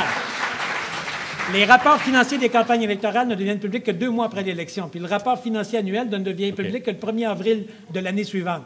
Il est trop tard. Mais M. Bergeron, on a dit qu'on n'a pas de problème avec ça. Deuxièmement, ce qui est important, j'ai entendu votre engagement, ce qui est important au niveau de l'administration, Madame Monsieur, alors, il y en a 2 qui sont engagés. Madame Joly, M. Coderre, pas M. Côté. On va le rendre public. D'accord. On se calme. Non, mais là, c'est un instant, c'est la confusion. Plus blanc que blanc, puis pendant ce temps-là, on ne parle pas des vraies choses. Non, mais c'est ça les vraies choses. C'est ça les vraies choses. Non, c'est pas ça. Ah oui, c'est ça. C'est les mauvaises décisions. On vient de passer 12 années de corruption ininterrompue. Vous me dites que ce n'est pas les vraies choses? Ce sont les vraies choses. Marcel, je m'excuse, mais l'éthique, c'est aussi le financement.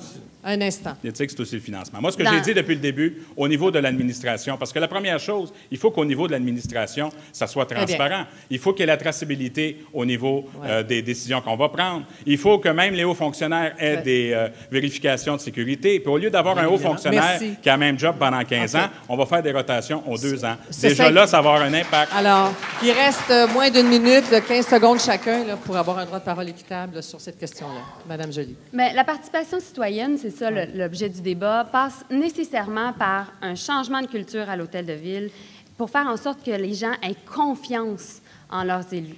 Et donc, ça, c'est fondamental. Monsieur Bergeron. Le grand succès des 10 dernières années, c'est l'Office de consultation publique de Montréal. C'est extraordinaire. J'entendais tantôt M. Côté nous dire qu'il faudrait qu'il consulte en amont. Ça se fait maintenant. Il y a 2 précédents, les bassins du Havre et la cour de triage de Pointe-Saint-Charles. Ils consultent maintenant en amont pour définir le besoin du projet, ce qu'attend la population, puis ensuite, ils font concevoir, puis on retourne en consultation. C'est le grand succès à Montréal. Il faut absolument que tout le monde le sache. 10 secondes, monsieur. Il faut qu'on établisse au sein de l'administration une structure équivalente au Conseil du Trésor pour qu'il y ait des contre-pouvoirs au sein de l'administration pour que tous les projets soient examinés par des gens qui n'ont pas. On dépense 5 milliards par année. On ne doit pas gérer ça comme une petite ville. Il y a des gens contrôleurs. Merci. Ça prend un agent indépendant du Conseil de ville qui va permettre d'avoir un pouvoir d'enquête sur l'ensemble des contrats. Alors, comment ça se fait? Merci à tous les 4. Le moment est venu de répondre La première question du public, M. Alexandre Varnet de l'Institut apporte... je vous rappelle que seules les questions loufoques et disgracieuses ont été éliminées. Alors, voilà. C'est le gros lot. Merci. La question de Xavier Barsalou d'Oral, si je lis bien. Quelle est la place du français à Montréal et quel rôle l'administration municipale doit-elle jouer dans l'accueil des nouveaux arrivants? Le tirage au sort a désigné M. Bergeron pour répondre à cette première question du public. Merci, Mme Dussault. J'aime beaucoup cette question. Elle est au cœur de l'avenir de Montréal. L'article 1 de la Charte de la Ville de Montréal dit « Montréal est une ville de langue française ». Et moi, je suis quand même issu de la communauté française. Je suis même natif du Lac-Saint-Jean. Alors, j'y tiens à cet article 1 de la Ville de Montréal. Alors, comme institution, la Ville de Montréal se doit de donner la primauté aux Français. La réalité de Montréal, c'est qu'on est la population bilingue anglais-français la plus bilingue au monde. Il n'y a aucune métropole au monde où il y a autant de gens bilingues français-anglais. Et de surcroît, on est trilingue, quadrilingue et multilingue. Et c'est l'une des grandes richesses de Montréal. Alors, je n'accepte pas que l'on questionne de quelque manière que ce soit le statut de métropole francophone des Amériques qui est celui de Montréal. Mais je suis simultanément tellement fier de voir mes deux enfants être parfaitement bilingues. D'ailleurs, ils se moquent de moi à toutes les fois que je parle anglais. De constater que dans le projet Montréal, tout le monde parle anglais parfaitement. Ils n'osent pas se moquer de moi, ceux-là, parce qu'ils m'aiment bien. Contrairement à ce que On va vérifier ça. Alors, il faut absolument que la personnalité francophone de Montréal comme métropole francophone des Amériques soit maintenue, renforcée. Et c'est l'une des raisons aussi qui me font tant souhaiter freiner l'exode vers les banlieues. C'est que ça a maintenant été démontré par Statistique Canada. Ça a été, durant les années 70, 80, 90 et même récemment, très majoritairement, des francophones qui ont déserté l'île. Et ça, mais ça m'est pénible, parce que c'est ma communauté à moi qui quitte l'île de Montréal. Alors, ça fait partie aussi de mes motivations en politique municipale, et tout particulièrement cet objectif de retenir les jeunes familles à Montréal. Ça veut aussi dire de retenir les jeunes familles francophones à Montréal. Et ça, pour moi, c'est très important. Et je ne vois pas grand-chose à changer à Montréal, que ce soit dans la relation de la ville avec les citoyens. Vous savez que dans tout arrondissement, même dans Mercier-Hochelaga-Maisonneuve, un anglophone peut se faire servir en anglais. Merci, M. Bergeron. Il y a un seul arrondissement bilingue à Montréal, c'est Pierrefonds-Roxborough. Et je veux que ça reste comme ça. Merci, M. Bergeron. Mme Joly. Sur la même question. Écoutez, ce que M. Bergeron a dit concernant le fait que la ville est une ville francophone en vertu de son article 1er de sa charte, c'est vrai. Le fait que Pierrefonds-Roxborough est le seul arrondissement à Montréal qui est bilingue, c'est vrai. C'est en vertu de la loi 101. C'est vrai également qu'à la ville, et je pense que c'est une bonne chose, que dans la mesure où une personne demande d'être servie en anglais, elle peut l'être. Mais Montréal est une ville francophone et est une ville où il y a beaucoup plus d'harmonie que de division. Et la réalité, Mme Tissot, c'est que tout l'été, moi, j'ai fait des événements, des parcs, je me suis promenée sur le terrain. Et il y a très peu de gens qui m'ont parlé de la question de la langue parce qu'au niveau municipal, on se préoccupe davantage des questions, par exemple, de corruption. Présentement, c'est le sujet dont je me fais parler. Mais aussi, Montréal a un des pires problèmes de mobilité, de congestion en Amérique du Nord et une des pires qualités de l'air au pays. Et c'est de ça que les gens nous parlent. C'est sûr que monsieur, ici, qui a posé la question, vous entendre parler de l'accueil des nouveaux immigrants. Oui, mais tout à fait. Justement, dans un contexte d'augmenter la mobilité, la meilleure façon de faire en sorte de vraiment intégrer bien une personne à sa communauté d'accueil, c'est de faciliter la mobilité, en fait, le transport entre l'endroit où elle habite et son lieu de travail. Et c'est un problème à Montréal. C'est le sous-investissement en transport en commun contribue notamment à faire en sorte de rendre plus difficile, dans le fond, comment je pourrais dire, l'intégration. Et ce qu'on veut faire, c'est faire en sorte qu'un SRB de l'Est à l'Ouest, de La Salle-la-Chine, qui puisse être connecté au centre, de Ville-Saint-Laurent, où on puisse vivre à Ville-Saint-Laurent et se rendre à son pôle d'emploi, c'est-à-dire, dans le fond, au quartier industriel de Ville-Saint-Laurent. Même chose pour Rivière-des-Prairies. Donc, c'est ça la réalité au niveau de l'intégration. Et c'est comme ça qu'au niveau municipal, on peut agir concrètement pour améliorer la qualité de vie des gens. Merci, Mme Joly. Monsieur Coderre. C'est un peu triste, Mme Joly. Vous avez manqué une occasion de répondre à la question. Moi, je pense que dans un premier temps... J'ai répondu à la question, M. Coderre. Parce qu'on pose une question, il faut y répondre. Moi, je pense que, comme M. Bergeron, c'est clair que c'est une métropole francophone. Ça fait partie de notre charte. Il y a une réalité et c'est une plus-value. C'est ce qui crée cette unicité dans le monde. Et on est comme une ville européenne dans un contexte nord-américain. Cependant, il y a une dualité linguistique.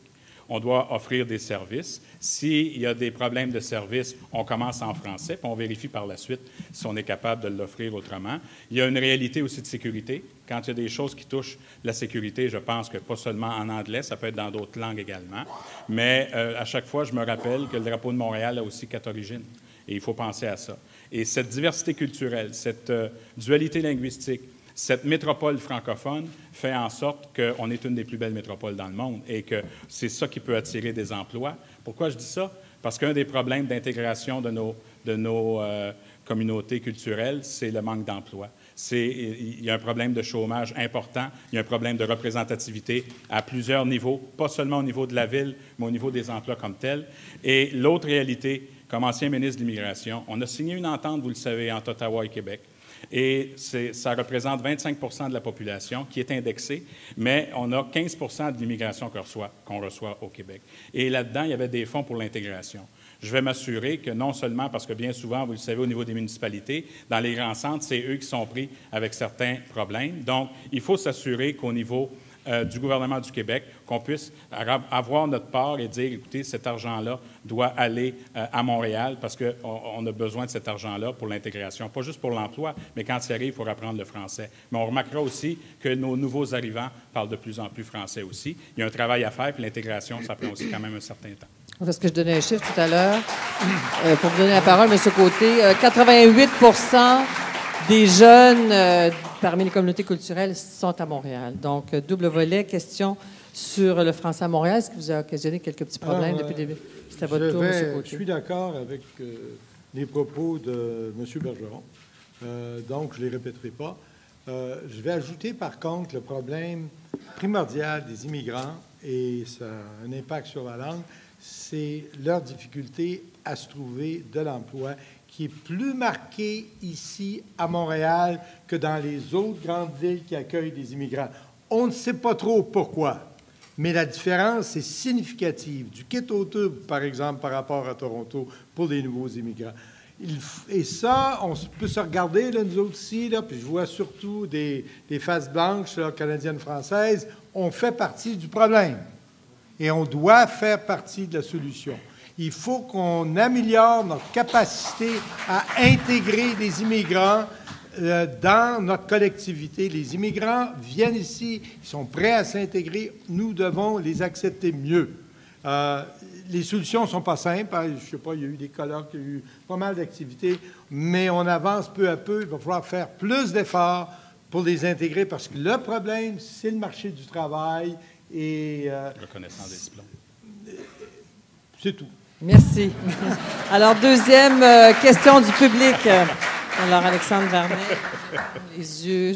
Je t'aidais, Marcel, sur reconnaissance des diplômes. Entre autres.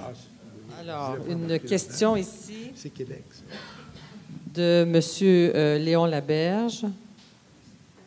Comment solutionner le problème d'itinérance dans le centre-ville? Une question qu'on a quand même abordée. Voulez-vous y revenir à nouveau? Voulez-vous qu'on passe un mot quand même pour honorer la question de M. Laberge? Un mot chacun, puis je pose une autre question parce qu'on a le temps d'y aborder. Bien, je vous ai présenté comment nous allons financer la lutte à l'itinérance. Plusieurs millions de dollars ont été volés aux Montréalais, étant donné que, justement, c'est le plus gros scandale de Montréal, c'est qu'on a hérité d'infrastructures de très mauvaise qualité à absolument pas le prix du marché. Donc, c'est avec ces sommes qu'on va faire en sorte de lutter contre l'itinérance. Merci. L'itinérance est un drame, certes, à l'échelle de chacun des individus qui est concerné, mais dans les responsabilités de la Ville vis-à-vis de l'itinérance et la responsabilité des réseaux, c'est quand même assez bien le dispositif qui est en place à Montréal. Et il faut cesser de faire de l'itinérance cette sorte d'épouvantail qui fait peur à tout le monde. Je vis au milieu de Ouais, l'itinérance vous l'avez- et je m'en porte pas plus mal. Vous l'avez mentionné tout à l'heure. Monsieur Côté. Je suis un peu d'accord avec M. Bergeron pour La deuxième fois! La deuxième fois, l'itinérance, Il va c'est un cesser d'être problème. indépendant, il va prendre sa carte de Projet Montréal. L'itinérance, c'est un... Non, non, non. L'itinérance, c'est un problème de grande ville, c'est un problème de centre-ville, n'en déplaise à M. Coderre. Mais l'itinérance aussi, c'est un reflet de la société dans laquelle on vit, où les gens ont des droits. Et un de ces droits-là, c'est de rejeter la société. Et il y a beaucoup d'organisations à Montréal, des organisations bénévoles. La meilleure chose, dans un sens, qu'on peut faire pour l'itinérance, c'est de s'impliquer ou de soutenir financièrement l'ensemble de ces réseaux Merci. qui réussissent à Très bien. rejoindre. Monsieur Coderre. Il ne faut pas que ça soit juste des paroles pendant une campagne électorale. Ouais. Et j'espère que, pour moi, c'est une priorité. Il faut s'assurer qu'il y ait une implication citoyenne, qu'il puisse y avoir également un rôle institutionnel à jouer, travailler davantage avec la Corporation de développement social. Il y a déjà des beaux projets, notamment avec la STM, où on aide ces gens-là à s'en sortir. Donc, dans la théorie de Maslow, la pyramide, là, c'est l'estime de soi, c'est redonner l'estime de soi et de travailler avec l'ensemble des partenaires. Mais il faut que ça soit un enjeu électoral et une priorité, et c'est ce que je m'engage à faire. Alors, merci. Alors, j'ai compris dans votre regard que vous étiez d'accord pour que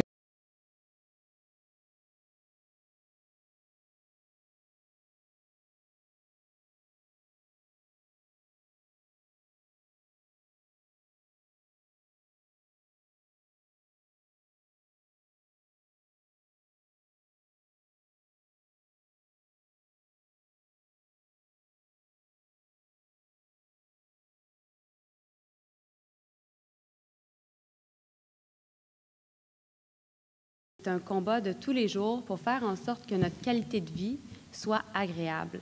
Et ça passe par beaucoup de participation citoyenne et ça passe notamment par le fait de réformer le lien entre Montréal, la ville-centre, et le centre-ville. Parce que la réalité, c'est que quand on habite au centre-ville de Montréal, on n'a pas de maire d'arrondissement.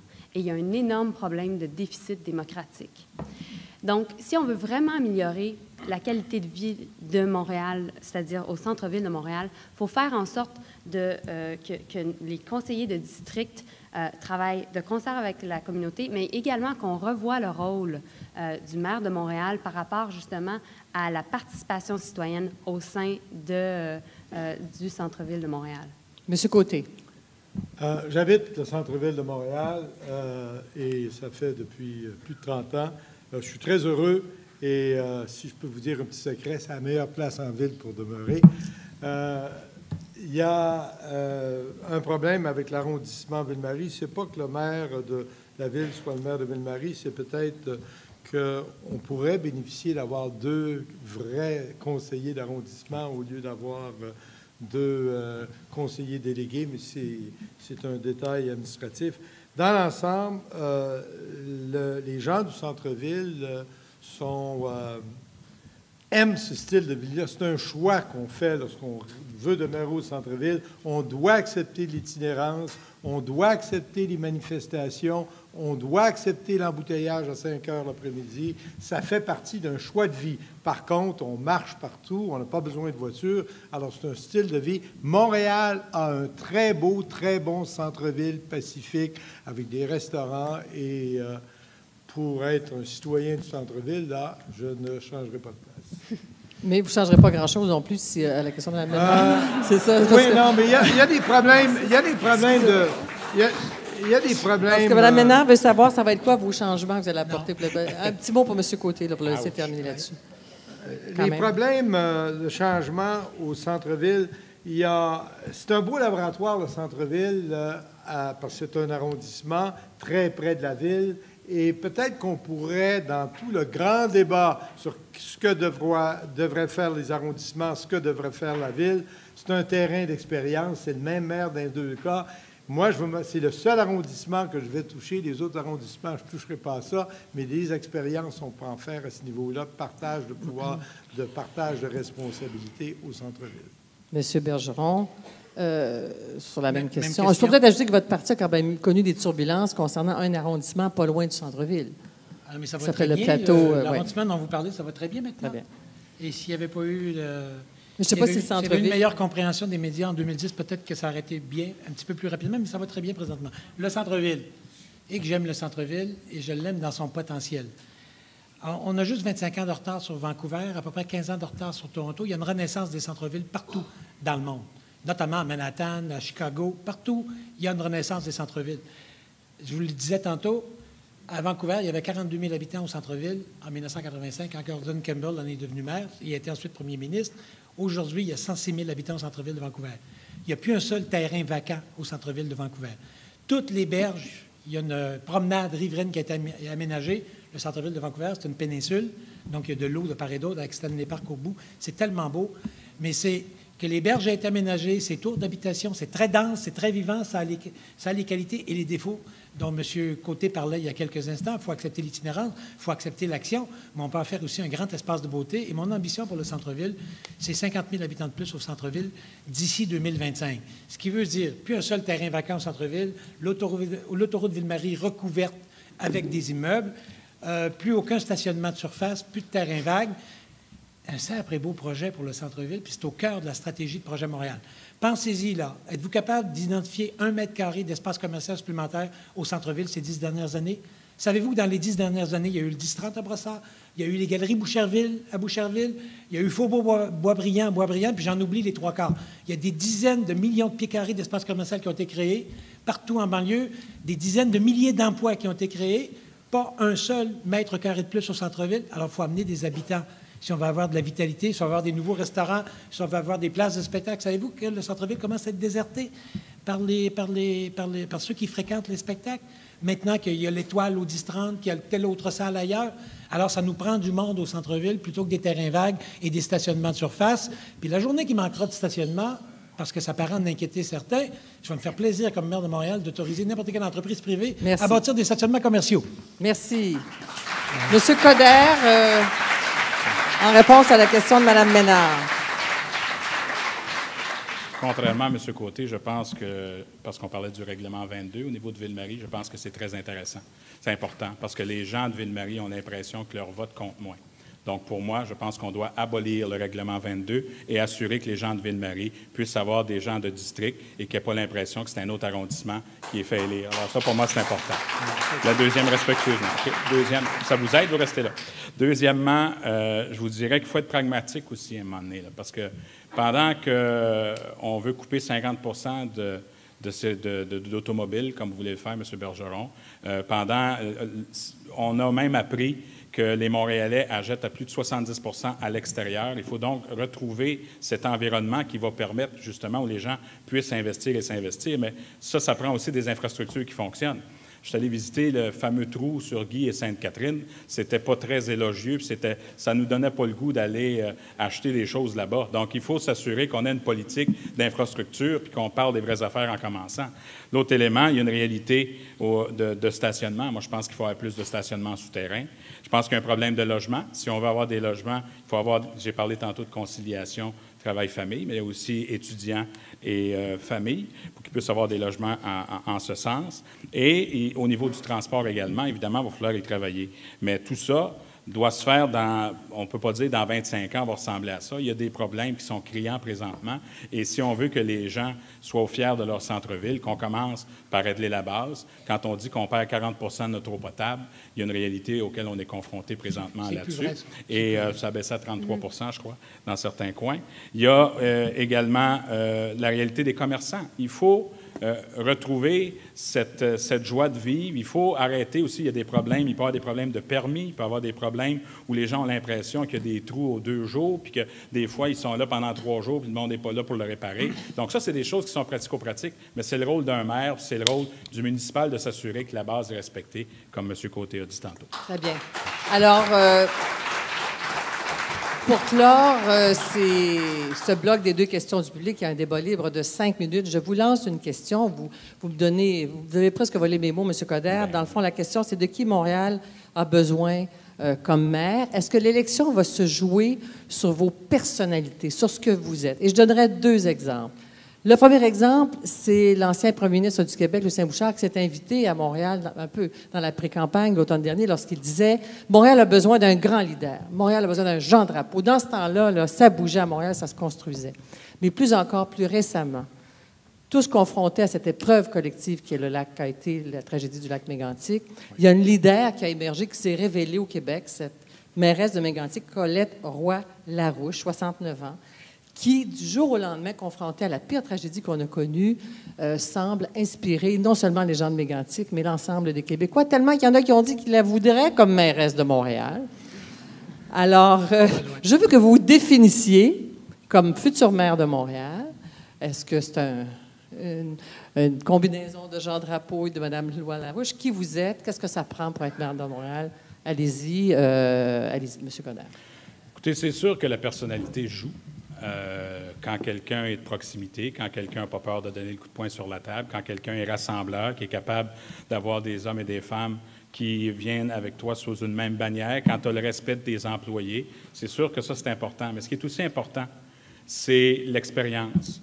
On a besoin de compétences, c'est clair, tout le monde a des compétences ici. Mais ce qu'on a besoin aussi, c'est d'expérience et d'avoir cette capacité d'assumer un leadership et d'assumer des décisions.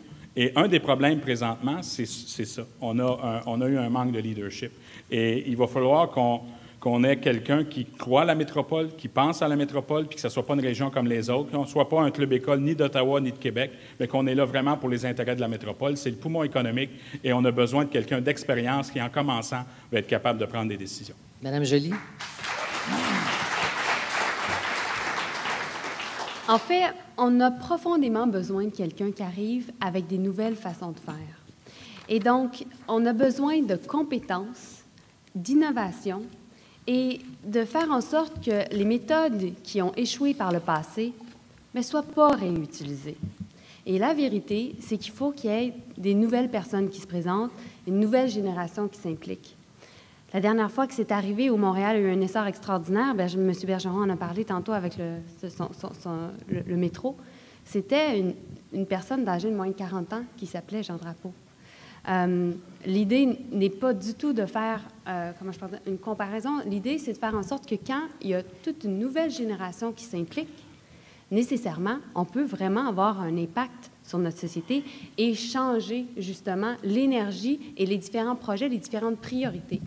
Madame Dussault, depuis que je suis née, on me parle de la création d'un nouveau métro à Montréal et qu'on me parle, dans le fond, des problèmes de congestion sans cesse. Et puis, en plus, les jeunes parlent beaucoup des gaz à effet de serre. La réalité, c'est qu'il faut des solutions pragmatiques présentées par des nouveaux élus qui vont faire en sorte, justement, d'offrir une vraie solution, du vrai changement à Montréal.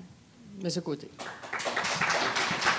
L'administration municipale, l'hôtel de ville a failli face aux Montréalais. Et c'est ça qu'il faut d'abord améliorer d'un premier temps. Il faut qu'on se gouverne mieux, qu'on regagne comme administration municipale la confiance des Montréalais. Si les Montréalais ont confiance dans leur administration, et ça prend des réformes dans la façon dont on gère le centre, dont on gère l'hôtel de ville, dont on gère la ville, les Montréalais vont prendre confiance. Montréal est une ville très créative à cause du fait français, à cause de la rencontre des cultures. Il faut capitaliser là-dessus. Il faut que la ville ne soit pas un boulet, mais la ville soit une force qui va propulser, qui va encourager, qui va motiver. Donc, il faut d'abord réformer la façon dont la ville se gère et après ça, déclencher tous les dynamismes qui résident dans l'économie. Monsieur Bergeron.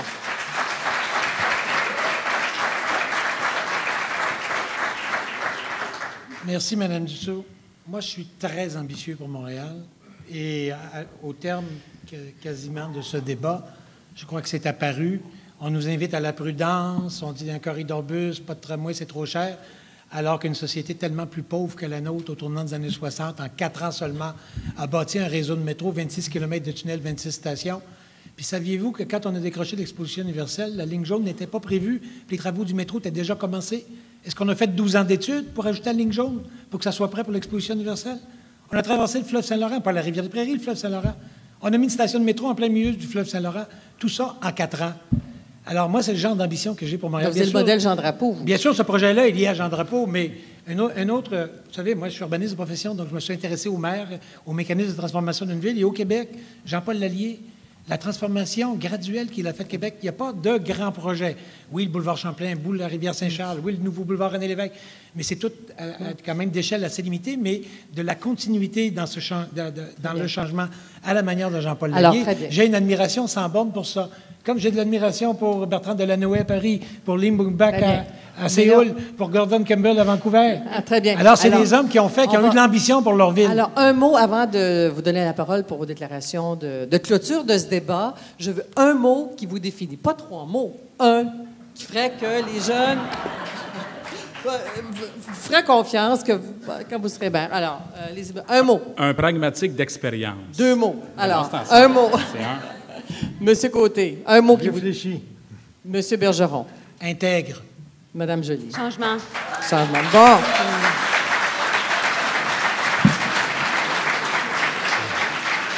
Merci à tous les 4. C'est le moment est venu de votre déclaration de clôture. C'est vraiment le coup d'envoi de votre campagne et de votre persuasion. Le tirage au sort a favorisé, a favorisé d'abord, pour commencer, M. Bergeron pour cette déclaration de clôture. Merci, Mme Dussault. Dans ce débat sur les jeunes, je vais parler aux jeunes. Refusez que l'on développe votre ville à partir d'un rêve de 1950. Exigez que l'évolution future de Montréal s'inscrive dans le 21e siècle, qui est votre siècle. Réalisez votre ville rêvée, comme d'autres ont réalisé la leur. Tous ces réseaux d'autoroutes, là, puis cette incapacité d'avoir accès à l'eau partout parce qu'on a planté des autoroutes partout, c'était le rêve de ceux qui avaient votre âge en 1950. Projet Montréal est le seul à avoir un programme. Lisez le programme, vous allez constater qu'il correspond à vos valeurs et à vos attentes. Ne vous laissez pas intimider par les forces de la réaction qui vont vous dire que c'est trop ambitieux. On n'est pas assez riche pour ça. Il y a des moyens plus simples de faire les choses. Non, soyons ambitieux pour notre ville. Faites en sorte que Montréal devienne ce que vous voulez en faire. Parce que c'est vous qui allez vivre à Montréal dans les 50 à 75 prochaines années, puis si la médecine s'en mêle, peut-être les 100 prochaines années. Mais tout ça n'aurait pas de sens si vous ne comprenez pas l'importance de l'élection qui s'en vient. C'est l'élection municipale montréalaise la plus importante des dernières 25 dernières années et pour les 25 prochaines années. Et il faut absolument que vous vous saisissiez de cet enjeu-là et que vous alliez voter le 3 novembre prochain. Sinon, rien ne changera. Merci, M. Bergeron. Madame Joly. Madame Joly. Ce débat a été l'occasion de montrer les différences de point de vue entre des candidats représentant des courants de pensée très différents. Il ne s'agit pas uniquement de différences d'âge, mais bel et bien de différences d'approche de l'action politique, et surtout de différences de méthode. J'ai souhaité en effet mettre de l'avant quelques caractéristiques de mon programme que je défends. Une volonté de mettre fin à des pratiques passées qui non seulement n'ont pas servi Montréal, mais ont contribué à ralentir son développement. Cela passera par les mots transparence, responsabilité et participation. Un sens du réalisme dans les actions retenues en termes de coûts comme en termes de faisabilité. Cela doit se traduire par un souci de l'efficacité et du résultat mesurable et imputable. Une approche marquée par le sentiment d'urgence qui implique des mesures simples, exécutables et responsables face à la génération qui nous suivra. J'ai mentionné quelques exemples concrets de projets structurants pour l'avenir de la ville. Le projet de SRB, les contrats publics accessibles à tous, le soutien de l'entrepreneuriat social au service des Montréalais et de leur communauté. Toutes ces initiatives ont un élément en commun, la vision d'un exécutif municipal qui n'est pas au-dessus des citoyens, mais qui est au service des citoyens. À la fois plus modeste, plus proche des gens, plus interactif, plus à l'écoute, plus agile. Cette vision sera renforcée si nous, les jeunes, nous nous engageons au quotidien pour mettre en place cette nouvelle politique. Ne nous trompons pas, notre génération a toute la compétence requise pour gérer Montréal. Le thème de l'école d'été de l'Institut du Nouveau Monde, Soyons le changement, est très bien adapté au message que je vous adresse ce soir. Montréal a besoin d'un vrai changement, de l'implication à l'espérance et de l'action à la fierté. Voici le tracé municipal que je vous propose. Je vous remercie. Merci, Mme Joly. Monsieur Côté. Merci. Alors, je vous remercie de votre coupe, mais il reste que Montréal est en difficulté. Nous avons vécu une année difficile, une année qui nous force à remettre en cause beaucoup de choses. Et il ne sert à rien de blâmer les autres, c'est à nous de se prendre en main, c'est à nous de se ressaisir. La coalition veut réunir tous les Montréalais, changer fondamentalement le style de gestion de la ville en incluant tous les Montréalais dans une nouvelle façon d'aborder la ville. Il y a 6 grands principes qui nous guident. Les familles de Montréal, les Montréalais ont droit à des quartiers verts, des quartiers de qualité, à une économie du savoir forte et diversifiée, une ville gérée avec rigueur et tolérance zéro pour les malversations, des services de qualité dans chaque arrondissement et distribués de façon équitable, quels que soient les revenus, une ville de langue française qui accepte sa diversité et son statut nord-américain, et finalement, une gouvernance publique, démocratique, ouverte et transparente. Ces 6 principes se retrouvent dans la déclaration et je vous invite à consulter notre site Web, à regarder la déclaration, regarder l'ensemble des engagements qui se dégagent de l'application de ces principes-là. Si, comme moi, vous êtes interpellé par le futur de Montréal et si ces 6 orientations vous parlent, résonnent chez vous, je vous invite à passer de la parole aux actes. Il faut que les jeunes s'impliquent. Il faut que l'ensemble de la communauté montréalaise s'implique. La coalition veut être inclusive de tout le monde, dans la mesure où vous êtes d'accord avec les principes de la déclaration, que vous soyez de l'Est, de l'Ouest, du Nord et du Sud. Et si nous recevons l'appui d'une majorité ou d'une pluralité des Montréalais, nous gouvernerons avec tout le monde. Merci, M. Côté. Monsieur Coderre. Je pense que... Allez-y. Belle technique. Dans un premier temps, je pense qu'on devrait remercier et féliciter Mme Dussault comme modératrice aujourd'hui. Je pense que ça a été un excellent débat. Merci. Vous savez, Jim Rohn a déjà dit, ce n'est pas le vent qui décide de votre destination, c'est l'orientation que vous donnez à votre voile. Le vent est pareil pour tous. Aujourd'hui, vous avez eu l'occasion d'entendre 4 candidats, il y en a d'autres dans la salle. Pendant cette campagne électorale, on va parler d'enjeux.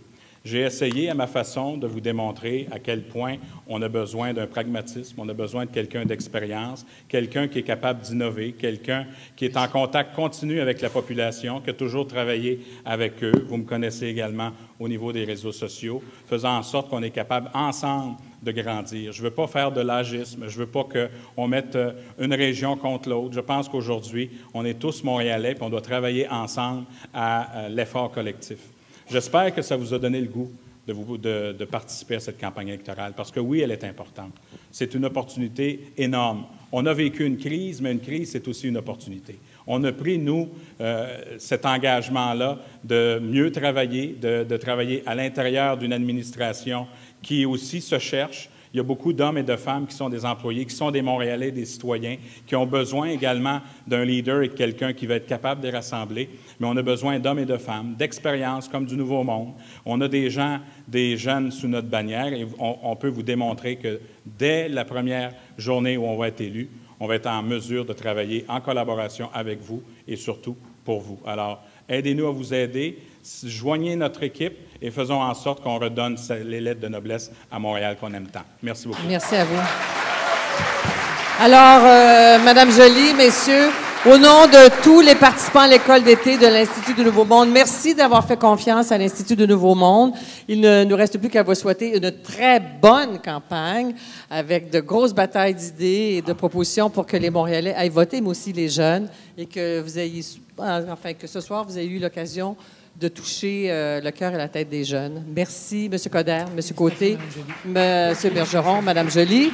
Aux membres de la presse, il y aura rencontre par ordre tiré au sort des candidats. Alors, vous pouvez les applaudir en chœur, là, tout le monde ensemble. Merci. Ça a bien été, ça va, hein? Ça a été le fun, oui, ça a bien été. Merci, Marcel. Ça a bien été, je pense, hein? Oui, oui.